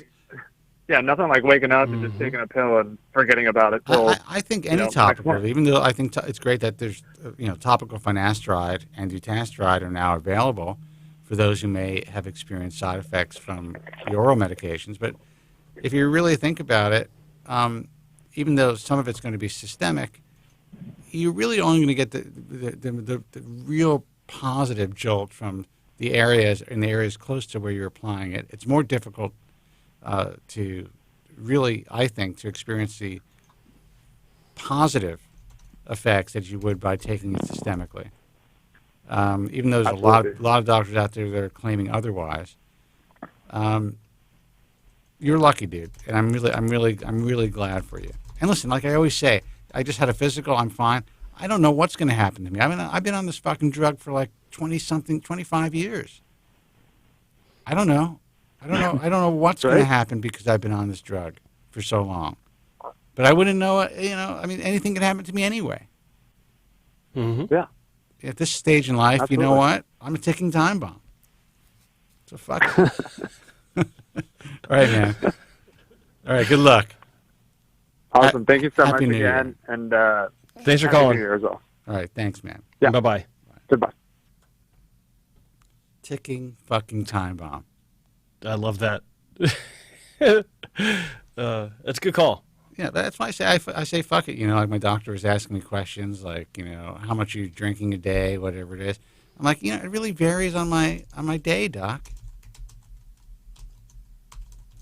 Everyone thinks they have to just tell, less than 5 drinks a week.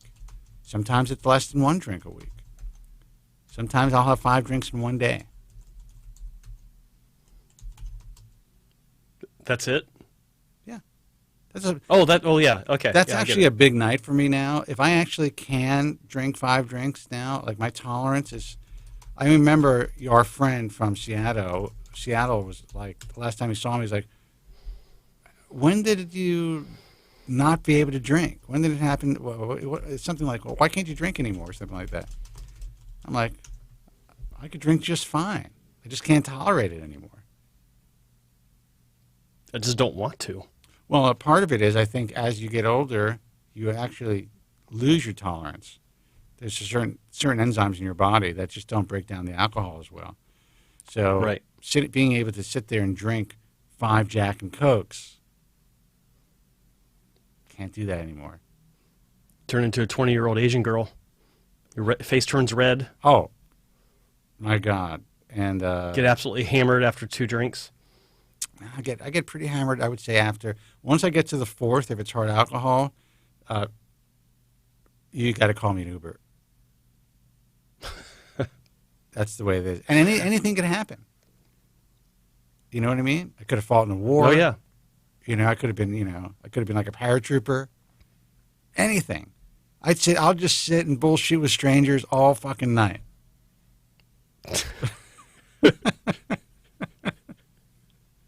That's half the fun. Yeah.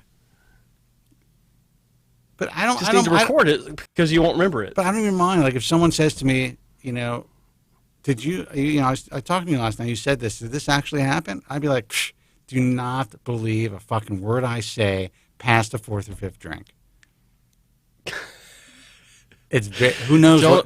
Don't believe a word I say after like the 9th or 10th pitcher. Actually, absolutely, man. It's look, it is what it is.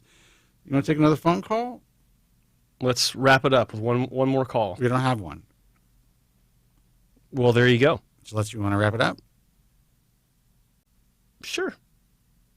I don't know. Okay, let's be generous. Let's give people an option to call in. Sure. We'll give it 1 minute. Sure. Guys, phone number is 888-659-3727. It is toll free, 888-659-3727. Give us a call here. We're here to answer your questions, talk about your hair loss experiences. If you have any questions or concerns about anything, if you plan on having surgery, if you've already signed up for surgery, this is the time to call because you may have fucked up, not even known it. People have done it before. Not even knows it. Jesus. Right. People have done it before. A lot of well-known influencers have done it. Remember we had that guy call, he was at the airport heading to Turkey, and he was listening to the show. He called in and realized that he shouldn't be having surgery. He called later on, like weeks or months later, said that he actually walked out the door of the air, like just canceled everything. Yeah. After he talked to us. That was amazing. I was at a New Year's Eve party, little gathering, and I was speaking to someone who said that their friend had just gone to Turkey for a hair transplant. And I saw the images. Now, I will tell you, and it was like $1,500 plus hotel. I will tell you, this guy lucked the fuck out because it is not a horrible thing. You got a lot of growth. Now, to our eyes, I saw all the 2s and 3s, and some of them looked like they were like maybe just like mini grafts in the hairline. Yeah. But this person who is a female, in her mind, thought that the hair transplant looked terrific. This guy's very happy with it.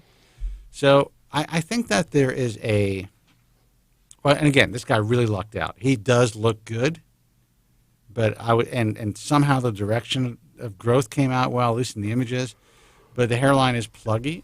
Now, but in his mind and in the mind of people who now are looking at the new normal hair transplants, they're like, that was a great hair transplant. And this woman said, it's a great hair transplant. But she knows she's looking at a hair transplant. Yeah. That's the whole problem. I will admit, though, this guy lucked the fuck out. He somehow just found this person through either Instagram or whatever, third-party connected him with a doctor, and this guy has money. Mm-hmm. Still chose to go to Turkey to have a hair transplant, and he had many, many grass moves. He was significant. He had significant hair loss. He was like a 4A. Mm-hmm. Okay. And that's a lot of hair. So I would say he had to have at least 5,000 grass moves. I didn't want to get too specific because I had been drinking Chivas Regal, and I really didn't want to get involved in the conversation. Mm-hmm. But, yeah. I mean, and again, I'm not saying this.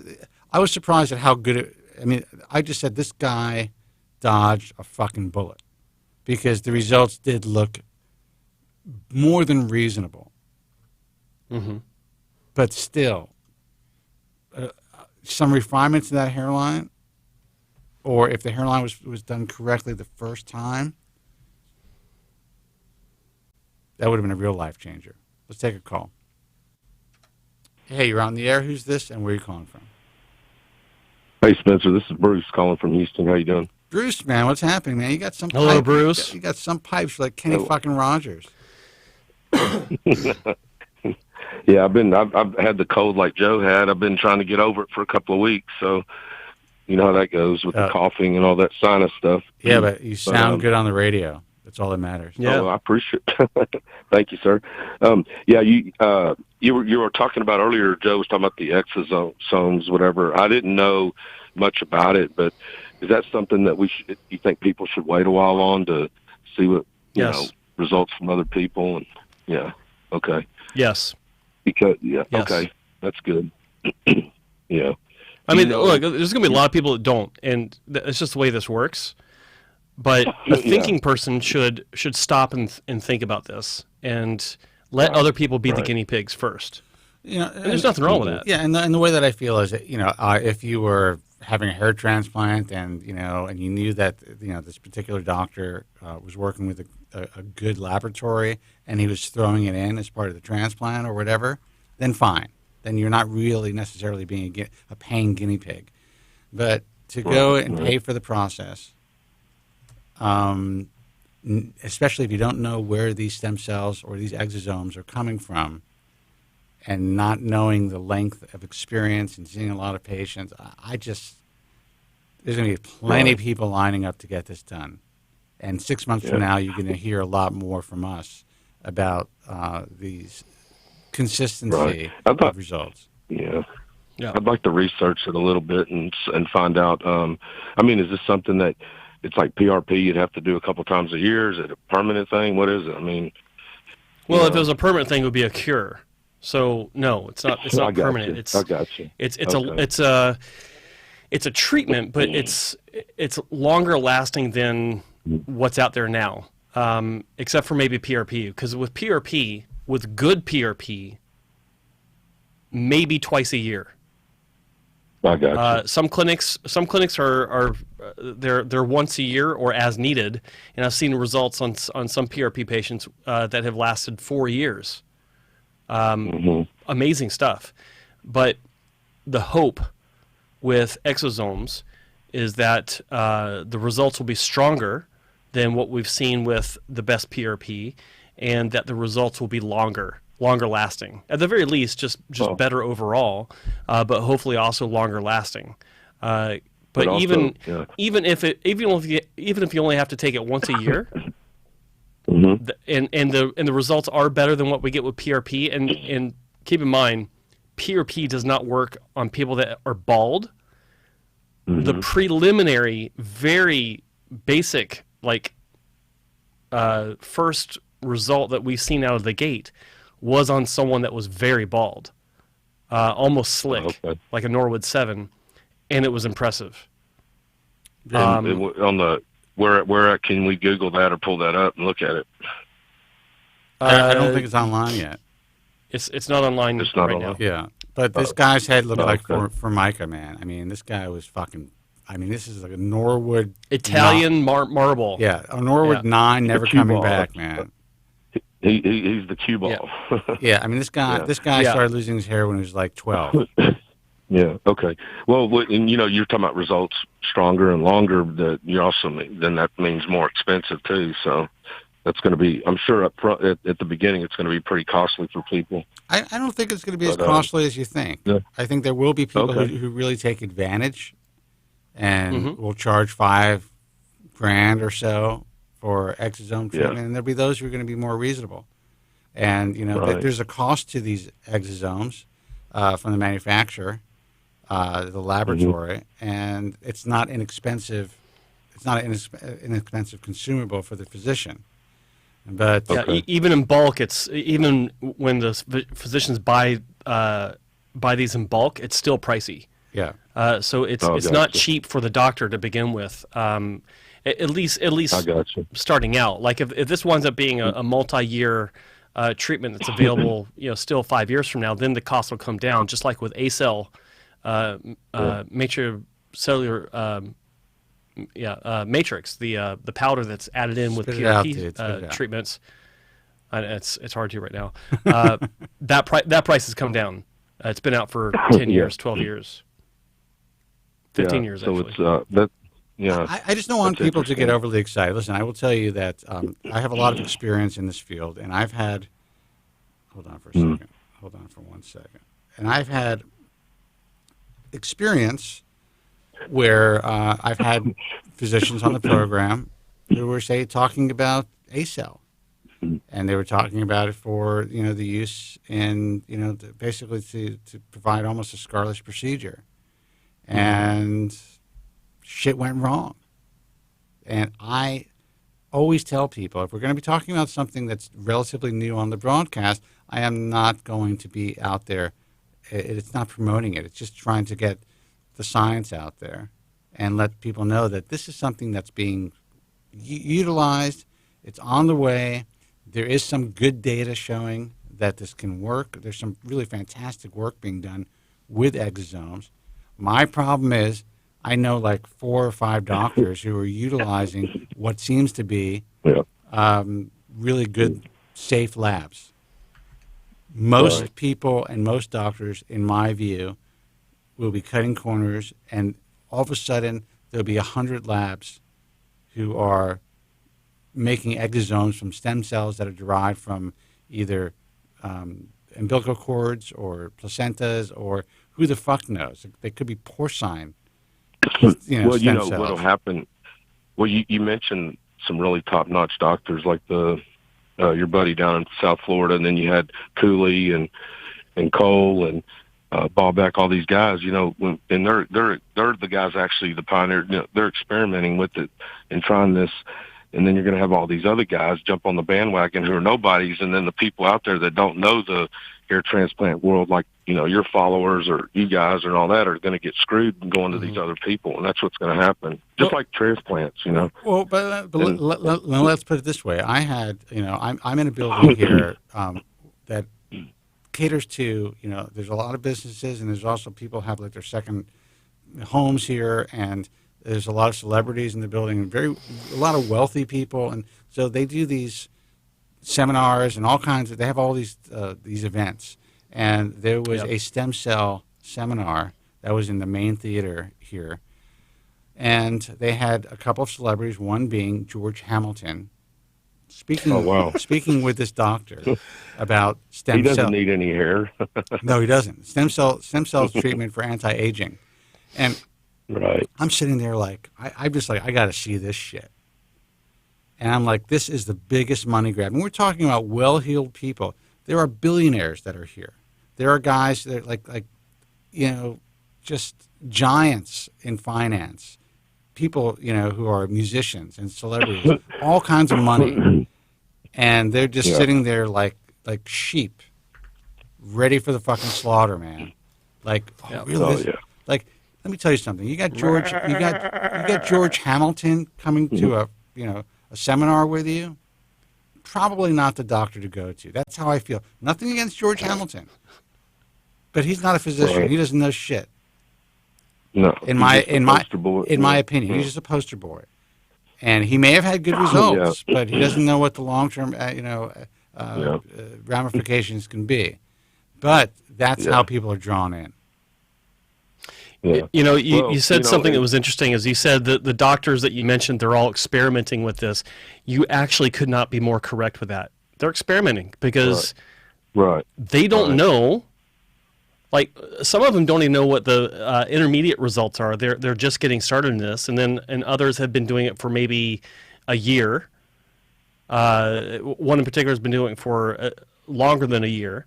But this is all. It's the practice of medicine in general, anyway, right? Even if you have surgery with a, insert doctor here, the best one that you find. It's an inexact science, and when we're talking about exosomes now, I mean, I actually had a doctor offer to bring me to his clinic, fly me to his clinic to have a free exosome treatment so I could document it. No thanks, not ready. Maybe in a year or 2 years, we'll see. Because unlike PRP, like PRP did a little bit for me, exosomes has potentially, based on what we've seen so far, the potential to help me more than PRP did. But I'm still like, no thanks, not now. Right. I'll be happy to wait. Thanks. Well, I wouldn't document it. I would do if I were to do it, and there are some people that I trust. But right now, unless I was going through some sort of changes, I wouldn't fuck with anything. But there are a couple of people who I would trust. But I would say, look, I'm not going to document shit because as soon as I document it, then everyone's going to be running to get it done. So I'll document it in a year. Later, I'll let you guys. I'll let you know in a year, and that's what these celebrities need to fucking do. Say, you know what? I'll have that hair transplant with you, and I'll sign on that dotted line. But if I don't like what's happening in 6 months, the deal's over, and that's it. But they sign, and it's like they're having it done in real time. They're they're talking about how great the experience was right after they get out of the fucking chair, and then they come back to us in a year, and they're like, "What the fuck do I do?" Right. Well, Spence, you said something interesting a minute ago about, the sheep, falling prey, whatever, people. I mean, I'm not bashing other people when I said people going to these doctors that are going to jump on the bandwagon. I mean, myself, years ago, and I told you all this before, just to refresh on it, was in 1995 when I was at Bosley, and they, messed me up. And that was probably 2 or 3 years before you even started doing your podcast or your show. Yeah. And so people back then, we didn't know anything, so I still got that in the frontal hairline that just bugs the shit out of me, like every day. And for some reason, I still got Cooley locked in my mind out of everybody because I've researched everybody over the last 2 years. Well, Cooley's good. Cooley's good at what he does. Yeah. Well, it's because. I'm thinking about getting that one more pass through him and then being done with it and, all this other shit that everybody's doing, like twice a year and all that. I want to do some other stuff in my life. I don't, I just kind of want to be done with it, And, listen, take my... It's at your stage in life, it's possible that you could be done with it for a long time if you have a good procedure. Or it's possible that good procedure can knock out some of your current hair. Who knows? I got you. You just don't know. I mean, it is a emotional roller coaster, and you have to kind of just get to the point where, all right, you have to weigh all of your options. If you think surgery is a good option for you, and if a good doctor tells you that it's a reasonable option for you, then you have to get, kind of somehow come to peace with that decision, knowing that there's a good chance it's going to be good, but there is some chance that it may not work out. Right. You know what people don't realize, like these guys of my generation that got these hair transplants back in the day, they don't realize what we do now. But back then we didn't know that, you just might have had some hair loss in the front, and then with the plugginess, it blended right in. You didn't have any problems. But as you got older and other hair behind it receded and you lost it, then that's when you start realizing, man, this looks like shit, Well, you didn't know. And the pioneers of this field and some of the guys who are still out there as the main politicians of this field who did all this damage, they didn't tell you. Yeah. Yeah. They did not inform you that, you know what, this isn't going to look great in 10 years. You just have to recognize that we're trying to bide you some time now. But in 10 years or 5 years from now, you may be unhappy with the results. Do you still want to follow through? Man, if I was taking Finasteride back then, like I do, I take it 3 days a week, Monday, Wednesday, Friday, 1 milligram. But if I was taking it back then, I would have never needed any of this, probably. I just didn't know about it back then. Well, it wasn't available. I mean, it was available in 1992. It was approved for benign prostate hyperplasia. And it really wasn't talked about for hair loss until an article came out in 1994 in the New York Times. That's when I first read about it, and I'm like, motherfucker, this is it. This is it. Right. I'm running through the streets with this article, to my psychiatrist's office, So, but yeah, I mean, you probably, if you would have read that article and you could have found a doctor to prescribe you Proscar at the time, you may have avoided all of this. Yeah. But was it a lot more expensive back when you started it? No, it was cheaper, but it was still. Wow. I didn't give a shit. It could have cost me $1,000 a week. I would have taken it. Well, that's what I'm saying. Yeah, I would have paid it too. I'm just saying. I just didn't know, like, if they, if it was so people didn't. No, it was being sold for prostate enlargement. Insurance covered it for the average man. I couldn't put it on insurance, but it was still cheap. It was like, I think it was like $80 for a month's supply, or 70 at the time, or $75 for a month's supply. Wow, hell, yeah, that's good. Yeah, yeah, and that was it. So I was like, okay, this is what it cost me to keep my fucking hair. Yeah, sign me up. Sign me up. Yeah. Oh, it's gonna. Yeah, I'm gonna grow boobs, and I'm gonna become a woman. I'll take that chance. But I'll be a woman with hair. Yeah. But Spencer, if you make it as far as we have in life, I mean, in 10 or 15 years, who gives a fuck? I mean, we're not going to be. I mean, we want to be around and doing the right thing and having a good quality of life. But shit, man, at one point, at some point in life, you just got to say, fuck it. This is who I am. Yeah, I tell you that. I listen. This is the way I look at life: is time is much shorter for me. That's it. I don't worry about shit that I used to worry about. I really try to be present and live for today. If shit aggravates me, I let it aggravate me for a few minutes, and I'm just like, none of this fucking matters, because I could be diagnosed with some shit tomorrow, or I could get hit by a bus, or I could just drop dead of a heart attack or fucking stroke. That shit is real. Yeah. Hey, yeah. Well, I'm going to go to Dr. Cooley for a consultation. I'm going to fly over there because, I mean, I mean, he's the expert. He'll tell me what I need or what I can't have or what I can, whatever. But I mean, I would assume the way I'm going to explain my story is that an FUE would be the only way to go now because of the strip. I mean, shit, the back of my head probably looks like got hit with a weed eater. Probably, I don't know, but you might you might be better off than you think. Do what now? You might be better off than you think. Okay. All right, man. I mean, you know how it is. Go ahead. No, you know how it is when you can feel back there sometimes. It's not as thick as it was, or on the sides, and you got, because I've never been touched on the sides. So I don't know if I don't know how many grafts potentially you could get in that donor area just from your sides. And if you know what I mean? The donor region above your ears, is that what you're talking about? Yeah, right. Yeah, right. Yeah. Oh, if that's untapped, then you've got probably a healthy amount of hair still in your donor region. Okay. Yeah. That's cool. Well, hey, y'all remember real quick those there's one actor and one politician. That one actor that y'all seen the movie after Breaking Bad ended, the El Camino movie? I did. And okay, the old man at the end in the vacuum store. He's been in movies. He died this year, whatever. But he had the worst hair plugs in the world, didn't he? Yeah, he did. His name was. He was also in Foxy Brown, and I once saw him. I was taking a piss next to him. He died recently. Did he? Yeah, he just died. Yeah, he died. Died in like November or October, What's his name? I think. Yeah. But he made a good living, I guess, over there in Hollywood. But he had those hair plugs that just stood out, like you could see them through the TV, and you're going, damn, But I guess what's funny is even in Foxy Brown, he actually mentioned it. It was part of his character to talk about it, that he did his hair at one point when they're sitting in her apartment, and she was talking about something, and then he just said, "Yeah, I had my hair done." That's why I had my hair done. And yeah, I mean, he must have had one.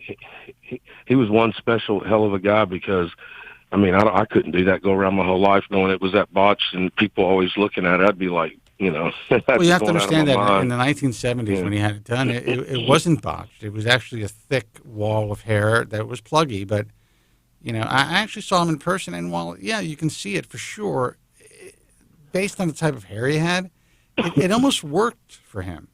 You know. Robert Forster. Robert Forster. Yeah. And who's the politician? Who's the politician we see who wears his glasses down on his nose? He's always next to Nancy Pelosi on this impeachment shit on Trump. Chuck Schumer. Chuck Schumer. Yeah. Yeah, he's got the horrible. You see the plugs in the front of his on where he combs it straight back. It's funny. I never really see the plugs. What I see is it appears to me like he had a hair transplant. And he has the coarse gray hair that it kind of works, but I never really saw it as super pluggy. I don't know. What about you, Joe? It looks like I think that. I think that it could be plugs that were done really well, which there are cases of plugs being done really well. Yeah. Oh wow. Because the hairline is so high and it's so thick. I think I was actually thinking about this maybe a couple of days ago. He's definitely had a hair transplant. Well, no, there's no doubt. No question in my mind. But to me, it doesn't look like a pluggy hair transplant. I could tell you that he had a hair transplant, but it doesn't look like it was the 4mm plugs. You know, back when a guy his age would have had a hair transplant. I've seen those when they've been done over a couple of procedures where the gaps are filled in. Yeah. And it's just a strong wall of hair that doesn't stand out as being pluggy because the grafts are so big, the follicle spacing is natural. Yeah, I mean, I'm looking at him younger here. Yeah. And, he definitely had work done for sure. Yeah. But, yeah. But but to me, I mean, because, see, this is something that I always look at now because I'm just so OCD about it, you know, because I'm in that world, whatever, and I notice things like that, and I can see that stuff on TV, you know, and I don't know, it just seems like, you know, I'm not saying nothing bad. I'm just saying though that's the kind of stuff that you want to avoid, you know, you don't want to be like that. So anyway, but hey, I appreciate y'all letting me rant on, and I know it was the last call thing, and hey, and by the way, Spence, Kenny Rogers is from Houston too, so you. You sound like him. You know that. Yeah. Like, is this fucking Kenny Rogers on the phone? No, my old man went to high school with him here in Houston, man, back in the day, you know. Are you kidding me? Before he moved to California. He really fucked up his face. Yeah. He really fucked up his face. Man. He really did. Oh, he sure did. He wasn't a bad looking guy before that, you know. He was a good looking dude. The women loved that guy. Yeah. Fucking Kenny Rogers did. Yeah. You know? Yeah, you remember when he got fucking the gambler. Now he looks like a Malibu wife. That was a George Hamilton incident or scenario where some doctor convinced him, hey, I can do this shit for you for free, and you'll be my. you will be my bitch. Didn't he have? No, that was Grizzly Adams, the guy who played Grizzly Adams. He used to be on an infomercial for Newhart Hair Clinics. Oh wow! I don't know if you remember that. Oh yeah, Dan Haggerty. Yeah. Hey, do y'all have any Happy New Year to y'all both, and do y'all and your families and friends? Do y'all have any resolutions for yourselves? Yeah, I'm going to stop doing this show this year. No, you're not. So.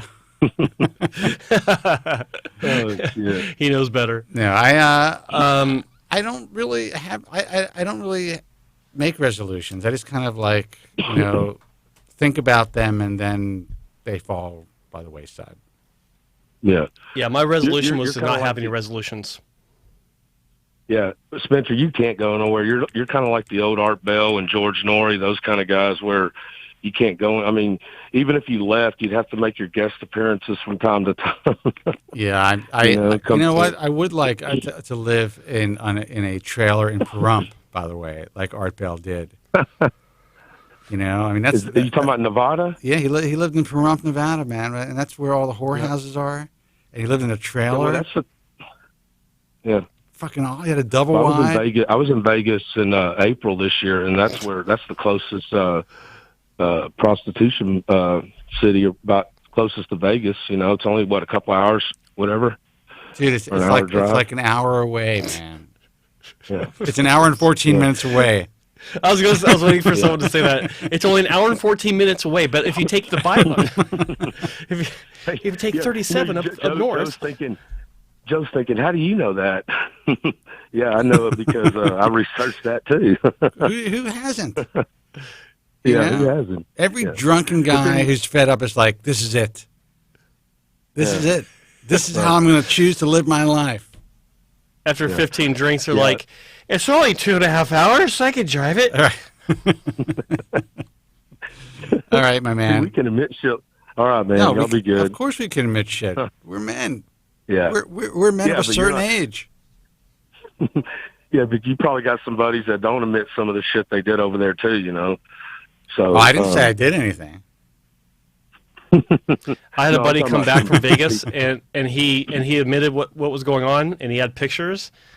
And I was like, I'm scarred now. You shouldn't have shown me these photos. This is a bad idea.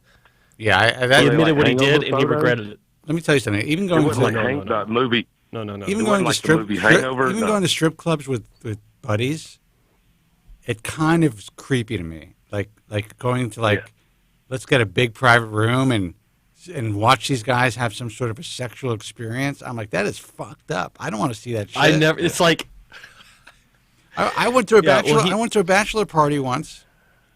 I'm not going to mention who it was, and it was like Sodom and Gomorrah, man. And I just had to get out of there. Okay, and I never forget this guy's business partner who threw the party, and this was at the old. Now it's actually Sapphires in New York. It used to be called Scores. He called everybody up and he said, did not realize how much this was going to cost, and he was asking people for money. I'm like, I wasn't even in the room, dude. I'm like, I didn't have any of those crazy laughs. I knew what this was going to cost, and I'm like, how much did it cost? It was like $60,000. This guy spent. He got a bill at the end of the night. Yeah. Jesus Christ. I was like, I'll tell you what, because I like this guy, I'm going to throw in an extra $500. But I certainly didn't get $60,000 worth of anything. Damn. Now, I had two buddies over there on Fremont, and they were at the Golden Nugget. One of them was so drunk that my buddy was laughing, and we were playing golf. He said, hey, man, I had to fucking tell him that this prostitute, whatever he's trying to pick up, looked like a fucking tranny, and here he is fixing to smoke a fatty and do a line with her. Oh yeah, you know, and I'm like, and he told he's planning on smoking a fatty in more than one way. Hey, just remember, trannies lead love too. Absolutely. Listen, there's a need for chicks with cranks in this world. All right, dude. Oh God, maybe that's cheap entertainment. It is. All right, well, man. You take care. All right, we'll see. We'll hear you. Bruce, take care. Happy New Year. Happy New Year, man. Yes, sir. You too. Happy New Year. Bye. Bye-bye. Okay, no more calls. We are done. Let me give out the websites. hairtransplantmentor.com is Joe Tillman's personal website. You want to know anything about Joe? You go there. You want to know about the doctors that Joe works directly with? You go there. Check it out. It's a very compelling site.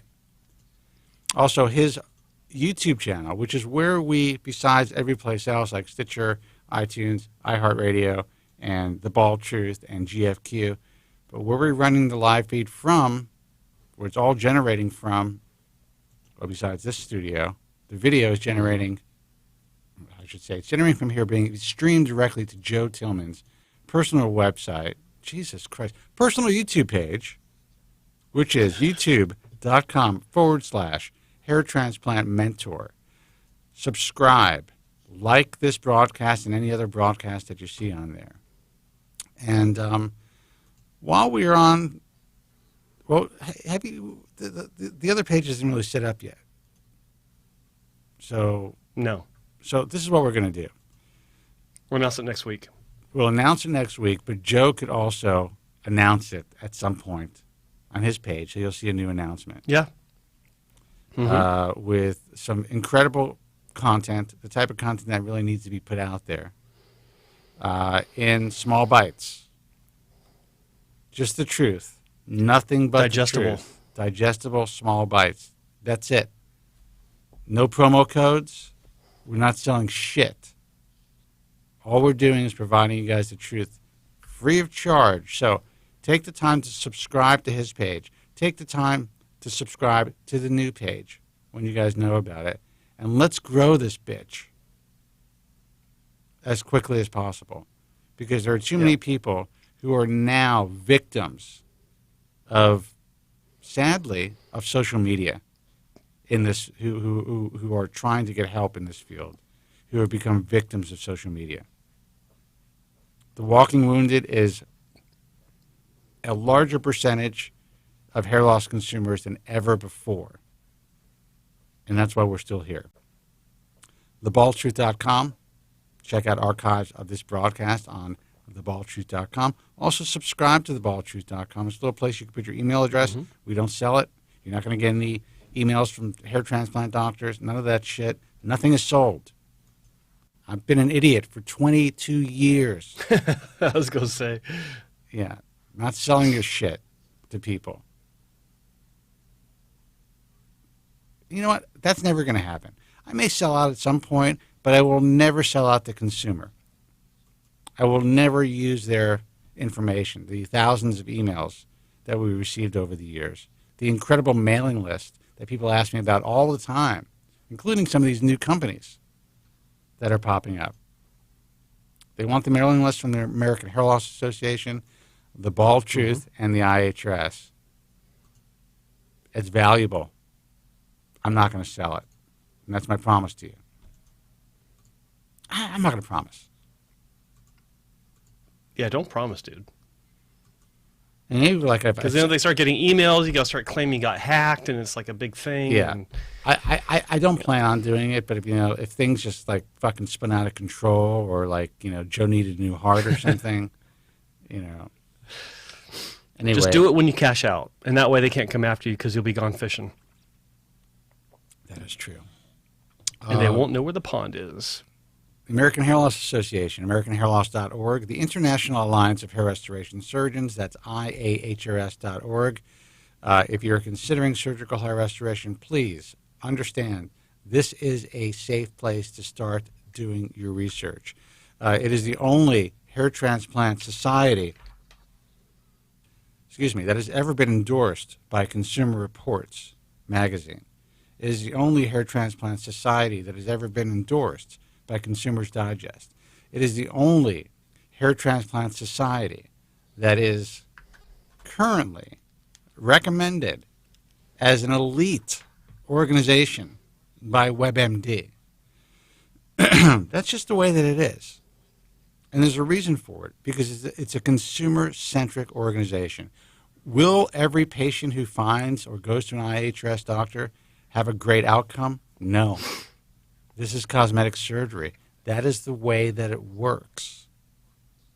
However, it is the safest place at this point to start to do your research as far as looking at a broad base of surgeons from around the world. That's it. And what else? That's it, Joe? That's it. All right, guys, listen. Until next time, it's great being back. Be strong. God bless. And thank you so much for tuning in. We will see you next week. Take care. Thank you very much. I'm sorry for any inconvenience you may have been put to prior to the program, and I'm glad you enjoyed it. And if you could now leave by the exits at the rear, that would be splendid. Thank you. Good night.